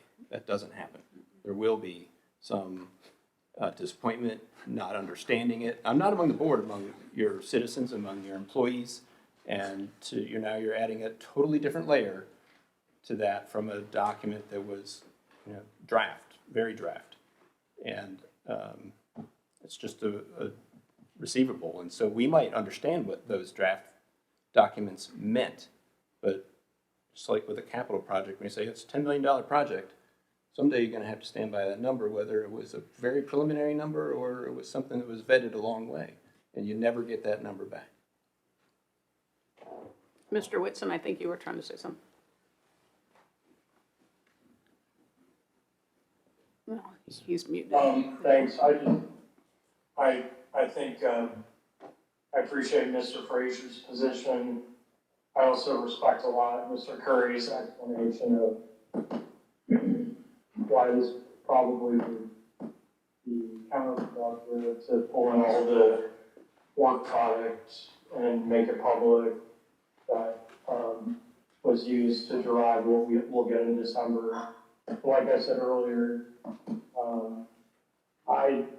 it's hard for me to venture to guess whether or not that lead-up work product would be helpful or harmful, because I haven't seen any information or data related to this classification and compensation study. So I'm inclined to wait until December, and as I expressed to Mr. Frazier, I certainly appreciate where he's coming from, and if at that time we would benefit from some history of the work product that led up to what we're going to review in December, then so be it. We can then make a decision. Is kind of where I stand on this. there's no more discussion, I'll call for the vote. All those in favor of Mr. Frazier's motion, say aye. Aye. All those opposed, Nay. Nay. nay. Thank you. Thank you. Thank you. Memorandum of understanding related to Amesville grant-funded radios. Yes, actually I have an update to what is posted to board docs that I did receive a markup of the MOU from Chief Carter late last week. Had a chance to go through it. There's a few things. He noted that he has an amendment to the AFG grant agreement that adds additional vehicles and Sperryville Rescue. I've asked him to please send that to me. He said he would do that. And he asked that the agreement be modified to have the county return the Motorola XTS 5000 radios to him because I think they're listed as, I don't know what you want to call it, they're going to return them as part of the pricing. And he said that those were bought by a grant back in the day, and I asked him if he could pull that grant information for us so we could have that. Otherwise, the county can't, if they're county assets, we can't give them away without a public hearing. But if they're federal assets already, which I have no knowledge of, then we can get that grant agreement. And a few other things here and there that we need to work out the details. Nothing seemed to be a major issue, so I believe we'll be able to get that cleaned up and before you at your next meeting in a form that's probably approvable to myself and Mr. Polster and Chief Carter and hopefully the county attorney and the board. Happy to answer any other questions. Good news, moving forward. Unfortunately, no update on the Climate Response Network well. Still waiting to hear back from Brad White, who's, last I heard, the state's slowly working through the list of wells that they're doing. He told me they were doing something, had some approvals for Hampton Roads, and that we're on the list somewhere. All right. Petition to fill circuit court. Yes, this matter is brought to you by Mr. Goff. He's prepared a petition for the board's consideration that he would file on your behalf with the circuit court related to Ms. Ralph's pending retirement on February 1, 2023. The normal course of action when a constitutional officer retires is that the chief deputy can assume the role until either a special election or the next general election is scheduled. In this case, Ms. Vest has indicated she's not interested in taking on that role. So that normal course doesn't apply, and that's what happened in the Commissioner of Revenue's office recently, where the chief deputy took that spot and then eventually ran. There are some special provisions in state code when you have localities less than 15,000 people. And the petition that Mr. Goff has prepared for you is asking the court to do basically two things. Don't schedule a special election because this term was set to expire this year anyway, or next year, 2023, and there will be a November election anyway. And please appoint somebody to fill the interim position. The board wouldn't take a position on who that would be, just the court, please do this. And that's the basis of what the petition that's attached, to which it references Ms. Ralph's letter, and then there's a resolution that I've prepared and reviewed with Mr. Goff that basically authorizes him to file the petition. So it references the petition, which references the letter. So the resolution actually has all three documents attached as a cohesive package to authorize him to file the petition with the court. So you just need the resolution passed? So we need the resolution passed, yes. Okay, I would make a motion that we adopt the resolution as presented. And I would just add a very hearty thank you to Ms. Ralph for her, is it 40 years of 40 service? plus, I think. 40-plus years of service to our county. It is an incredible and highly commendable record of service. And I hope we do something real nice for her before she steps away. Excellent. We have a motion and a second. Absolutely. Any discussion? Hearing none, roll call vote. Mr. Frazier? Aye. Ms. Smith? Aye. Mr. Carney? Aye. Mr. Whitson? Aye. And I also.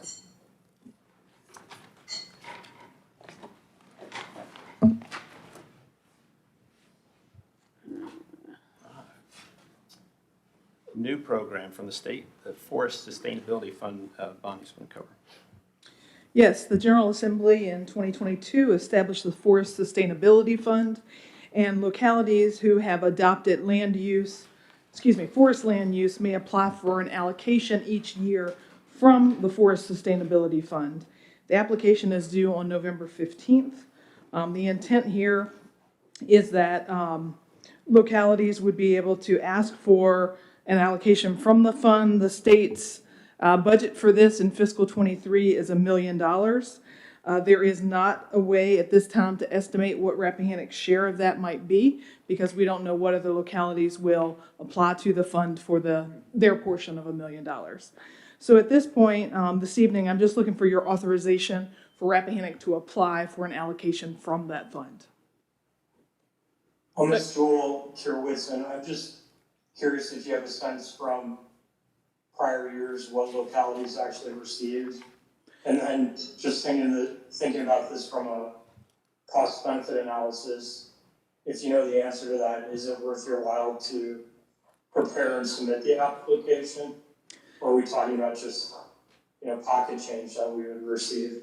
I think this year might be the litmus test for that, as this is our first opportunity to do it because the General Assembly just adopted this new fund in their last session. I see. Okay, I got you.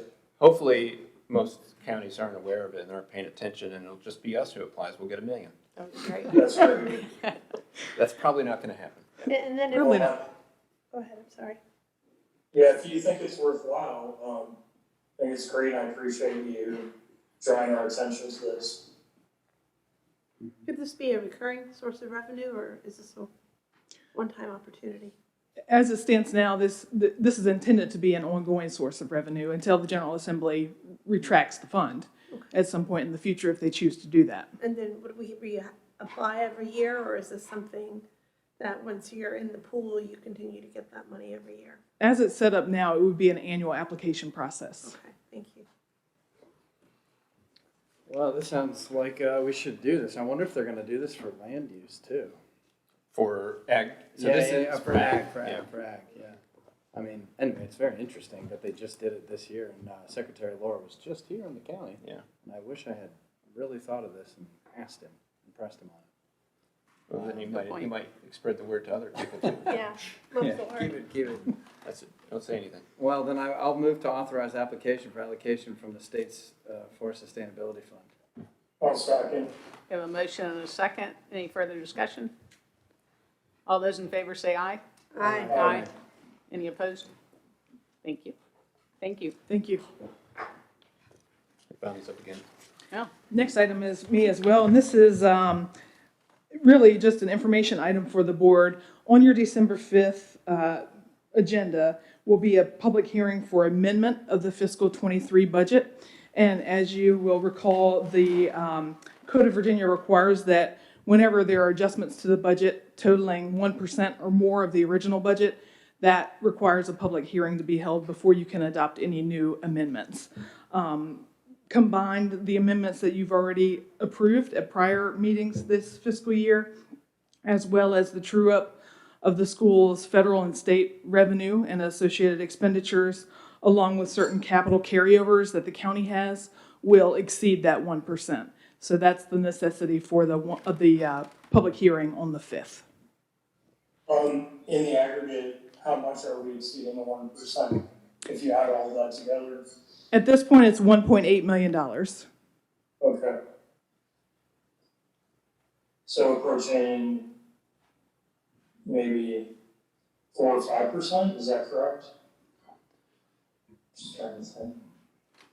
We're about 40 million, I think, so, So 1.40. yeah, you're close. All right. And just to be clear, these are dollars that just didn't get spent last year, and in most cases are true up state and federal revenue. It's not a bunch of new money coming out of your We fund used to balance. call it the October, what was it? It had its name, but now, because of the federal budget so out of whack, it's December. Yeah. We've been trying to encourage the school boards to forecast a little bit better so that they would have less of this. But, it's only so far they want to go out and assume that they're going to have the revenue until they really know. So I don't think we need your authorization. We just want to make sure you're aware. We're going to put the notice in the paper, and But we'll have a public hearing next time. Statutorily required, so it doesn't need our approval. All right, thank you very much. And now your budget calendar. One more item for me. The draft fiscal year 2024 budget development calendar was included in your packet for this afternoon. And that really is for your information and discussion purposes at this meeting. Valentine's Day. Is it? Yeah. Awesome. I think we might have done that before. Let's see here. joint meeting? Yes, Valentine's Day. Bring chocolates. That's the regular school board meeting? I mean, I'll be fine, but I worry about Chuck, you know. So the school, Dr. Grimsley noted that the school board will be considering the schedule tomorrow. And Bonnie's kind of woven them together. Thank you for doing that. Thank you. So the items of note here, in my view, are March 14th, the school board's public hearing on their budget, which I understand is also the same evening that the superintendent presents her budget. Then the following evening, March 15th, will be the county administrator's recommended budget presentation, followed by a series of budget work sessions and budget meetings. On April 17th is the county's public hearing on the fiscal 24 budget and tax rates as well, followed by the first opportunity for you to adopt the fiscal 24 budget 7 days later on April 24th. 24. Unbelievable. Wow. That's good. Thank you very much. Thank you. Thank you. So if there's anything you see Do we in need to this, adopt this? you could, but we thought we would give you a month to really dig into it and then check against your schedules, and then next month you can adopt it and we can get the meetings FOIA noticed and everything. If there's one or two meetings here and there I guess that are blue colored, that are your work sessions that for whatever reason aren't going to work for board members, we can try to shift them around. Okay, let's make sure we keep this on the agenda for next month. Yep. If we can think about it, that's better. Thank you. Thank you. The one other thing that isn't directly related to this, but I think we probably all would like an update on, is restructuring tax rates for seniors, which we started on last year. Can we expect an update on that soon? Yes, I think you can expect an update on that at your December meeting. The Commissioner of Revenue has a draft ordinance, and Mr. Goff, we need to get that to you and talk to you about that. So I expect you'll hear something about that in December. That sounds great. Thank you so much, Bonnie. Thank you. Thank you. Thank you. Board committee reports. Building committee. Thank you, Madam Chair. The building committee met on Friday, October 7th. No, that's not correct. Met on Friday the 20. Anyway, End of October. I just read something. A couple weeks ago. Yeah, and then October 7th popped into my vocabulary. It was Friday the 20. You go, I'll tell you. It was the 21st. Do we need it? Anyway, that sounds good enough. But it was a lively discussion. We had some visitors from the town of Little Washington again. And we have, the building committee endorsed Wiley Wilson working up 2 or 3 different scenarios to try to address some of the concerns that were presented at the board meeting of September, that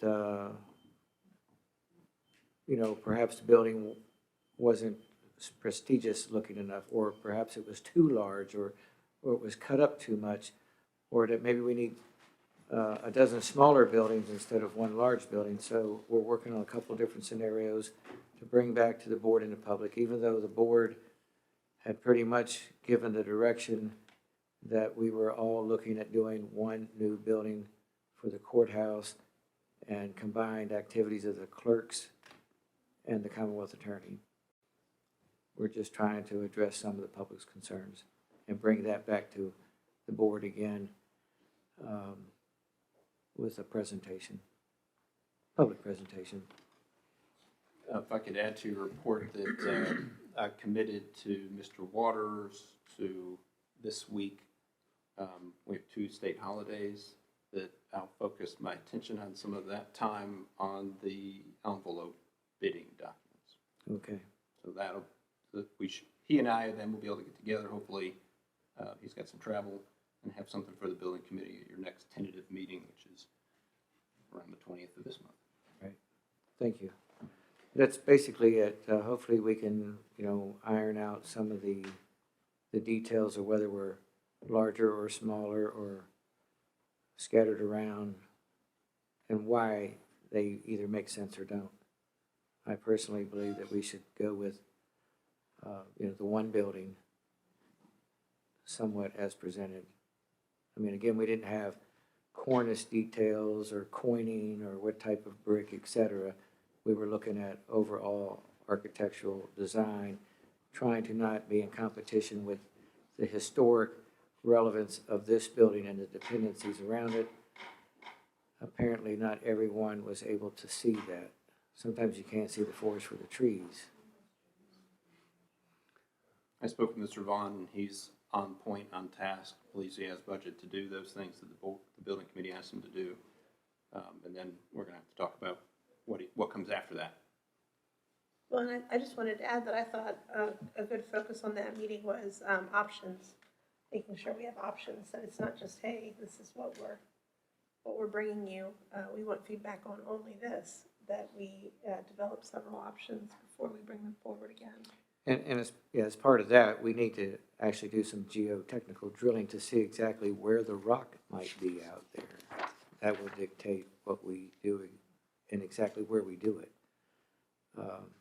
Point of reference, the Amosville landfill, where we were at just about a month ago, Ms. Donahue and I, back then they were known as, what's the engineer's name? Butch. Joyce. Joyce, right, sorry. Thank you. Joyce Engineering. Whoever they had in the field somehow drilled all around the rock. And they said there's like 30 foot of soil to bedrock and the low spot that they were going to dig out to start the first cell. And those of us that lived around Amosville that knew a little bit about Amosville said, it ain't possible. And sure enough, they hit rock a whole lot less than 30 foot down. And we need to know that here too. Absolutely. So that may dictate exactly what a building shape looks like. If we can push it into the ground, fine. If you can't, we need to know that sooner than later. And pushing buildings into the ground have their own problems. But at least you're not looking at it above ground, if that's an option. Some of these government facilities you work in, maybe we'll go 3, 4, 5 stories down. I know of one in particular. Built for the future. But there's condensation issues. Well, this future doesn't include earthquakes. I remember we talked about that before, and I can't really quite recall, but if that were an option to go down, I remember you had mentioned that could be preferable. Well, it could be. I mean, just take a look at the Williamsburg property, the old mental hospital, for instance. It's a preserved-looking building on top of the ground, but it basically is the site for just a whole bunch of, labyrinth underneath of it. Just You have the grade to work with here. Yeah. But again, you have to have different, or at least tuned a little bit different HVAC systems because of the moisture and potential for mold, and then you're going to have people probably on call to make sure that that equipment functions properly. People don't mind working in rooms without windows. Yeah, well, I worked in a place one time years ago where one of the salesmen had an office with no windows, and he had posters of, you know, all kinds of things. He changed them routinely. It's just like looking out a window. So there's options. We can paint windows on the wall. Have you guys had any discussions about, I think that evening that we had that joint meeting, some folks had brought up maybe having 2 courtrooms or. I think Mr. Luke brought that up, but Right. I think Mr. Goff was in on the conversations, but I'm not positive. But the judges pretty much ruled that they need one, not ruled, but that, you know, they opined that they have, the schedule would allow just one courtroom, and if you needed an emergency hearing for, Okay. you know, juvenile and domestic, that they could use one of the meeting rooms for just an emergency hearing, because you don't have that much people in there to start with. I mean, you might Have have, a hearing room and a courtroom instead of 2 courtrooms.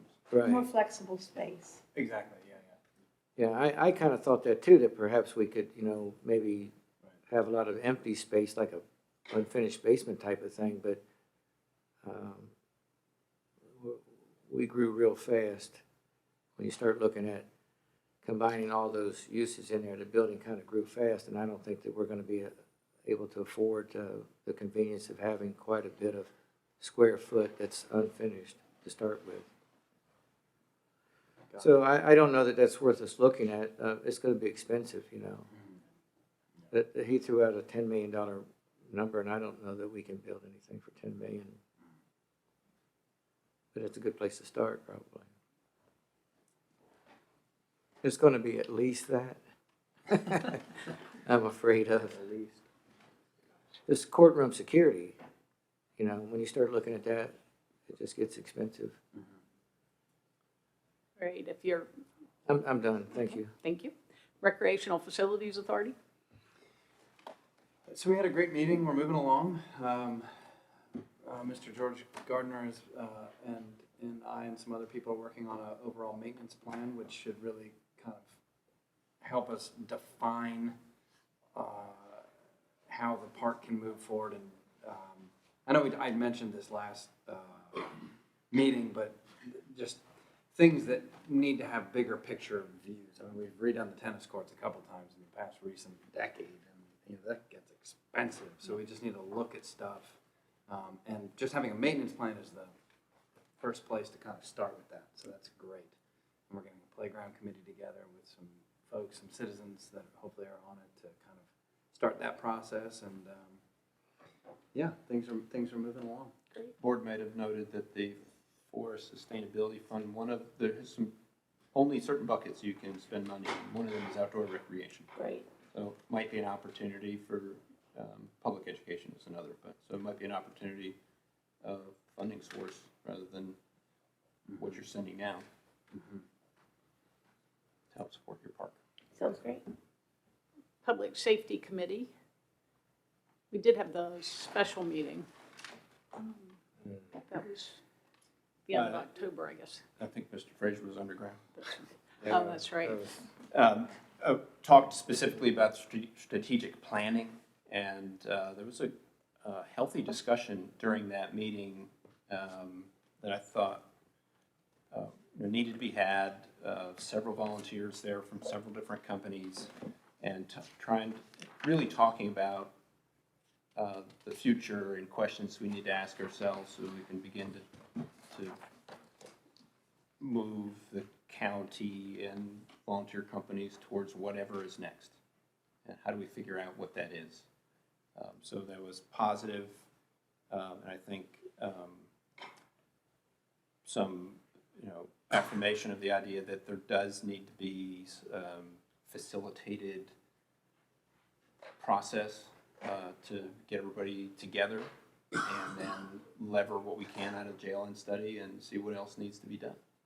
But get everybody together and see if we can get on the same page of what the future, what path are we on? How are we going to do this? It did appear probably for the first time in a long time for me that everybody seemed to be headed in the same direction, understanding that the paid and the volunteers need each other. We need them both. And the facilitator can take it from an outside view instead of maybe a more personal one for an internal person or somebody that knows somebody. So an outside facilitator that's not necessarily a friend of somebody's or something like that, that can come in and really have a very direct conversation and try to pull. And the Path Foundation has suggested a willingness to help financially support that. We need to pay for a facilitator. We had a company in mind that had been used in the National Capital Region, and we reached out to them and found out that it's not going to fit for us. It was a 3-figure response, and that's just not going to work here. So, and it did start with 1. All right. So we'll keep looking, and we're hopeful to find somebody who can be respected by the volunteer to make sure that they understand. This isn't about career talk. This is really about volunteer talk. What about that guy out of Clark County? Yeah, Mr. Polster I think he retired, but Mr. Polster Yeah. knows who it is Right. and has him on the short list. Right, everybody seemed to really like Yep. him when they engaged him previously. Yep. Rules Committee, We didn't meet. Planning Commission. Planning Commission met, and I joined remotely due to illness. And we heard a continuation of the Hendrickson's application, which we sent up to the BZA with a recommendation for denial. We heard the recommendation down there on Pine Road, Pine Lane? Rappahannock Lakes. Rappahannock Lakes. And we sent that up to the planning, BZA, excuse me, I can't talk, with a recommendation for approval. I will say several members of the planning commission did have reservations about the application, but it did go forward. And then there was another one with a recommendation for approval, I believe. It's in your notes. And then there was the variance that we were asked if we would be inclined to weigh in on, but the applicant was not present, and so we did not. Yep, Planning Commission is invited to participate in a variance, not compelled to. The BZA must, and so that moved on. I believe the BZA denied the variance. Sounded like that was correct. Continued the Harmony Manor topic, denied the Rappahannock Lakes tourist home, and approved the other tourist home. The Larsons, was that The the applicant? Larsons, I can't recall. Thank you for that succinct rendering of what happened, because I read the BZA. account, and I have to say I couldn't exactly figure out what happened, and I did not necessarily want to watch the whole meeting. I did. So thank you very much, But Gary. just put it on like 1.5 times speed, and you can get it done quicker. So the planning commission forwarded the Rappahannock Lakes one with a recommendation for approval, but it got denied at the BZA? It did, and it came down to roads, and your tourist homes require type 2 road. I think that the applicant hired an engineer to review the roads. They submitted a report, which said a lot of things. Didn't say they're type 2 roads, but said they're probably okay. And I think the BZA, based on a lot of that, and I'm not going to, this is not a record of what they decided, ultimately, I think, disapproved it based on access. And there was a lot of neighbor input at the BZA level that we did not receive at the planning commission level. That's always a tough which one for I this. think may have led to their ultimate decision. It was a very small lot, very challenging area. It's a lot like Chester Gap with Oh, I've small been back lots. there, it's Yeah. interesting. There's Private, a and all bunch of private houses, roads. yeah. Mhm. Ms. Smith, you had mentioned, I think last meeting, something about the sign ordinance. Did you guys work on that? or is it- Chairman Lay did not, or Vice Chairman Lay did not schedule any meetings to work on the sign ordinance. Oh. We currently have one scheduled for Monday, the 14th. Yes. We'll have a work session. And if anybody's interested, the latest version of the sign, the latest draft, right, the planning commission is working their way through, is attached to the planning commission's agenda for that 14th meeting. So you can go to see the last document attached, and you'll see kind of where they are. I think they're through 170-102.1. I mean, I don't know how much y'all want to open up this can of worms tonight, but I have to say that I'm the more I look at the sign ordinance revision, have other counties tied their sign ordinances to their zoning practices? Or zoning, like if you're in residential, you get Oh, so yeah. many of these. Very common. It's very common Yeah. to do that. I just hope we're Number, not size, height, setback. encouraging people to rezone. Is the language still in there, though, that under special provisions, special use or special exceptions, if you don't specify what the sign limitations are, it automatically Yeah, goes with they the haven't type of gotten to use? that. That's the absolute last section in the ordinance, but the staff recommendation is to take that sentence out. Yeah, So because basically, unless the SUP or SE grants you authority, it still says you can have a sign up to the size that would be allowed in commercial. But it doesn't say, if it's not talked about, you automatically get it. That's the part that's stricken. Yeah, that's not a good idea. I guess it just got overlooked, though sometimes I always remember what President Johnson said, that legislation doesn't happen by accident, so if it's in there, it wasn't an accident. If something's not in there, it wasn't an accident. But every now and then, I think maybe things can be an accident. Yeah, I think that, a lot of your special uses allow a commercial-like use in a residential or agriculture area, and it would stand to reason that if the board thought that the commercial use was appropriate, then they should get a commercial sign. I don't think those framers really thought about tourist homes and other types of uses that end up in these residential areas, and then all of a sudden they get a commercial-sized sign for a tourist home. That is not appropriate. So it's not a one-size-fits-all, and now those applicants will have to be asking for the big sign if they want the big sign. I think that's the better. But not now. If that's approved ultimately at the Right. public hearings, that would be the case. Fire levy board, they didn't meet, okay. Reports, we've got treasurer's. A couple, the meals and lodging tax is a recent quarter just closed, so if you hadn't taken a look at that, the most recent quarter bills are due towards the end of October, so you can see the latest year is a little bit higher than collections last year, which were really high compared to the preceding year. So we know the jump happened partially due to the increase in rate, so you're now at 145, yeah. Yeah, and it's hard to say too. I mean, as prices go up too. Right. That's right. Rates are going up, meals are going up. So this is one to watch. But at least maybe hopefully it's keeping pace. Yeah, so in another 3 months, you'll get a window and maybe some of this slowdown, if there's a slowdown. I don't see the slowdown.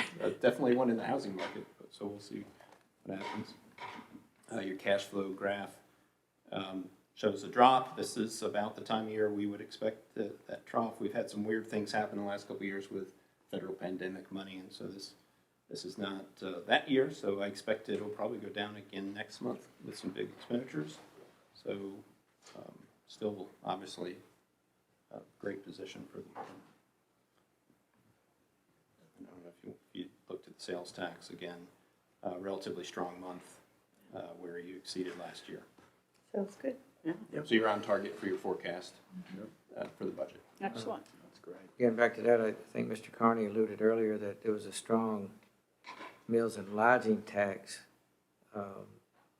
total, but when we're looking at sales tax total, that may not necessarily be a good thing, because as goods and services increase in cost, taxpayers still have to have it, so they're paying increased sales tax to get what they used to get. So meals and lodging, I think, may show a strong economy locally, whereas sales tax doesn't. Yeah, I guess one could try to extrapolate from this data, has there been a CPI type increase, less or more, and then the actual purchasing power, how are people purchasing this year versus last year? Maybe just because the yellow bar is higher than last year doesn't mean people bought more widgets. Right. Might have bought fewer widgets at a higher cost. That's what I'm afraid of. Yeah, so we'll see over time.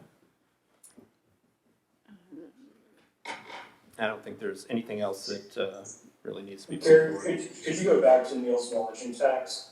Yes. I think I've got brain fog, which might be understandable after what I've been dealing with this summer.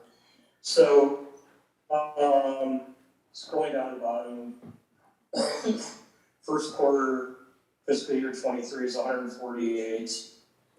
and then second quarter is 145. Yeah, and so first let me tell you, please don't read into these quarters relative to fiscal year because it's not correct, because this will be accrued back. So that's what this note in the bottom says. This is being presented in the month that it's received, not necessarily the accounting month that it'll eventually show up in your records. Right, because this would, if taken at face value, would suggest that we're forfeiting money from quarter to quarter, which we're not. No, so actually this is probably your first FY23 quarter of revenue is this bar, because this is due to sales in 22. Right, prior fiscal year. Okay, thanks for that reminder. Yep. Do you know, VDOT-wise, if we've gotten an update on Crest Hill Road, the bridge? No. I know it's in Fauquier, but Last I heard, it was supposed to be. Supposed to be done on November 11th. supposed to be. There's a lot of people wondering. It's a nice drive. Beautiful. What does that have to do with Greene County? All right. What I'd ask. Going into matters presented by the board? Let me just point out, Ms. Donahue, who was it you? No. Mr. Parrish called me today Goodness. and said, have you read the building report? I said, I don't know. And it proved that somebody out there reads the building report. Thank And he said the goodness. numbers didn't add up right. And this is not accurate. I didn't get a chance to post the revised version that Marlene sent me. And so the individual numbers are correct. The sum is wrong. I'll post the corrected one for history purposes after this meeting. So I just wanted to point that out to you. Thank This you, number Mr. is Parrish. really just under $4 million. Makes sense. Yeah. It's not one of the other numbers that is in error. Well, I mean, there is a huge jump in the last year. How is Rich holding up? He's busy. He and I have talked a few times about capacity. Mr. Jenkins does provide assistance from time to time in areas that he's allowed to, and particularly if Mr. Cornell's on vacation or leave for whatever reason. So Mr. Cornell knows that it's to him to propose additional staffing if he thinks it's needed.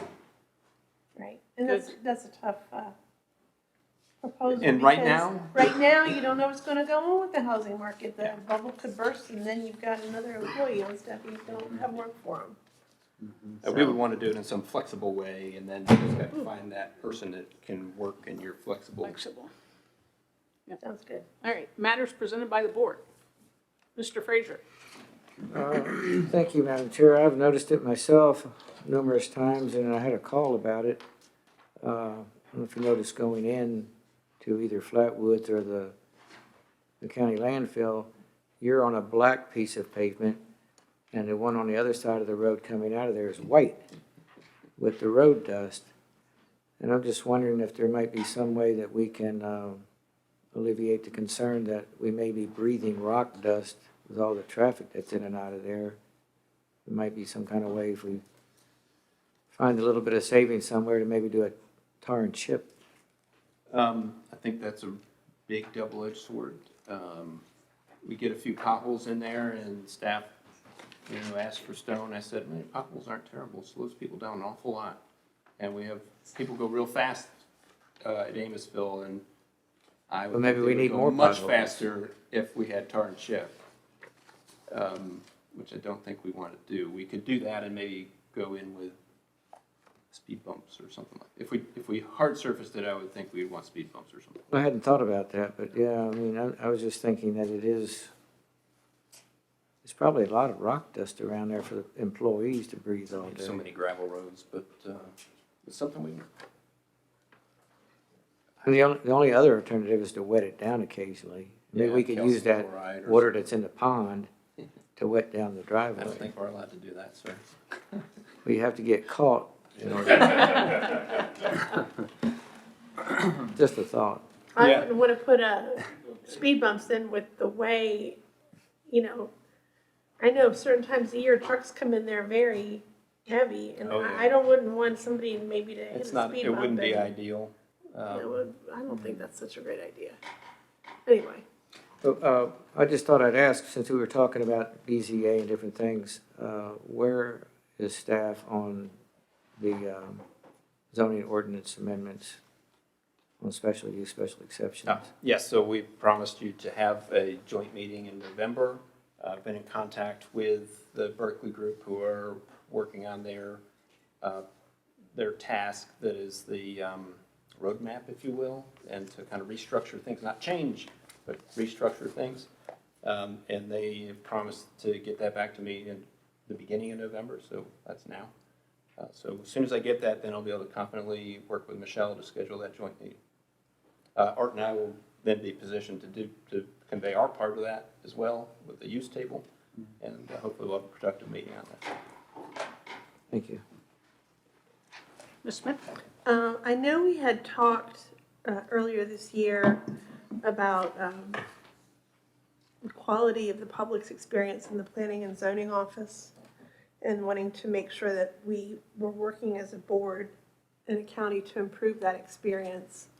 And I'll just say I have had several constituents reach out to me lately with concerns about that office. And I think, I know I would like, and I hope that the board would like to follow up on our concerns regarding what we're doing to make sure we are giving people in Rappahannock County a high-quality experience when they interact in our offices. And I would like to hear that report or some sort of update in December. But it's been quite a bit and ongoing, and I know that there have been a suggestion of a feedback box where folks could submit their opinions. We don't have that. I've fielded several opinions, several very strong opinions of dissatisfaction this month, and I would just say, I agree with the level of dissatisfaction. And I don't find that an acceptable way to conduct business, and I would hope that we would strive to do better.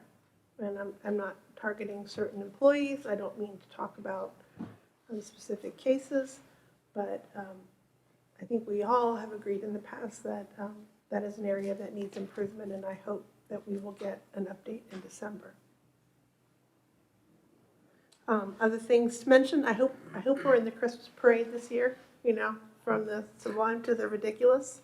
I hope that are we going to be in the Christmas parade? The last time there was a parade, somebody from the town reached out to me and asked which board members wanted to be in it, and that hasn't happened, so I can ask them. Well, I at the risk of bursting out in song, I love a parade. So I would like to be in the parade this year, please, Carrie. And I felt silly for mentioning it, but now I'm glad I did. I'm just glad it's back. Me too. Yeah, missed it. If I could break in and pick up on Ms. Smith's planning and zoning note, I did want to inform you, make sure you're aware, the public was aware. The signs that we discussed, those are here, all parts and pieces, and so just told Ms. Summers that they're here. She's going to get them and work with probably maintenance staff or whoever goes out to set them up. So those signs point the public to the county website or to call county offices. And while this address up top is kind of ugly, the website is rappahannockcounty.gov/permit, and that's what it says on the sign. So if you go to this page, then you get to this page that talks about zoning public hearing information. And then there's just a little matrix here that identifies each of the SUPs, variances, or whatever is going to be coming up for public hearings. Very little bit of information, some disposition information, which is why I had at the tip of my brain what had just happened with some of these. And then in cases where the information is already on board docs, just a cross-link over to board docs. And as soon as the BZA meeting is posted on board docs, I'll switch these over to from the Planning Commission to that, and Ms. Summers now has access to modify this. And then, but for these notices go in the paper about 2 weeks or more before the meeting, which is way before board docs is advertised for a meeting. So in those cases, the documents will be posted, and then at some point in time, they'll be converted over to a link to board docs. So just want to let you know this website's up, the signs are here, and that practice should get started here pretty shortly. They're gonna put the signs up perpendicular Gary, to it. my only comment about, the chart, which is awesome, in the right-hand column, under disposition, the way it's structured, it almost looks like, take Harmony Manor, for example. I think the intent is to say, the planning commission recommends, that the BZA deny the application, Yeah, but it almost, it could be It two almost- different lines. it looks like two separate bodies made decisions. Yeah, so perhaps it just, every box needs to say, planning commission : BZA : or Yeah, I would BOS : just, yeah, because I'm I figured it out, but Okay, I would hate for get a bunch of calls, especially from applicants, saying, wait a minute. got it. Or I just need to not leave it hanging and have a BZA with a blank or something, or, okay, Yeah, I would just try to make it a little clearer somehow. sure. And then once you get it all clear, we'll change the process. That's fine. It's And we'll easy have to to edit our change it website again. now. Super easy. That's a good idea, though. Yeah, absolutely. Thanks, Gary. Mr. Carney. Thanks, Gary. But I bought 5 signs, so hopefully that's enough. And they're bright red. You're not going to miss them And if reflective. they're not. Matters, do you have any? The only thing that I wanted to mention was just, and I already mentioned it kind of, was that I did go and attend in Smithfield, Virginia, which is the land of pork. And if you have not been down there, you can see the oldest ham in the world, and the oldest Wow. peanut, which are not as old as I thought they'd be. And the ham has a ham. Ham is cake. delicious. It's incredible. I saw the Gwaltney House, which was amazing. But so it was the governor. It was the governor's summit on rural prosperity, where they talked about a little bit about broadband, and I mentioned the line extension program grant. But they also talked about housing, and I just wanted to bring you all up to date. There's a bunch of secretaries there for natural resources, ag, and otherwise, and folks are really trying to figure out what they said was a major housing shortage. And everybody was talking about zoning and onerous zoning. And it was an impression that was made on me that, apropos, and I think Mr. Curry sent around that quote from the governor, that there is a dedicated look, definitely, at how to solve this issue of a lack of housing. And it seems like they're going to try and do it through policy, not loans or subsidies. So I'm just keeping that on the forefront of my brain moving forward. One of the secretaries made a really interesting comment, which was that, there are houses out there, but folks don't want to seem to live in them. And it's a different kind of house that we need so that people will buy them. He actually said that. Rather than the market. Yeah, well, rather than just, it was like, there is stock, but people don't want it, so we need to build new ones. And the main takeaway was builders cannot or do not make money when they have to skip around, basically jumping through all the regulatory hoops of each municipality. And so that was a big discussion that they were having. So I was glad to at least be sitting there listening to it and thinking about Rappahannock and saying, well, hold on, guys. So I just wanted to mention that and say that conversation is happening on a state level. A lot of discussion in Northern Virginia about middle housing, just single family, multifamily, something in Exactly. the middle, duplexes. Exactly. And, the tea leaves are, is the state going to somehow make those by right in single family zoning? Exactly. I think there'll be a lot of people that have something to say about that. It's awful difficult to have multifamily housing in rural areas and also provide clean air, clean water, the agricultural products, the forestry products that they need. Mm-hmm.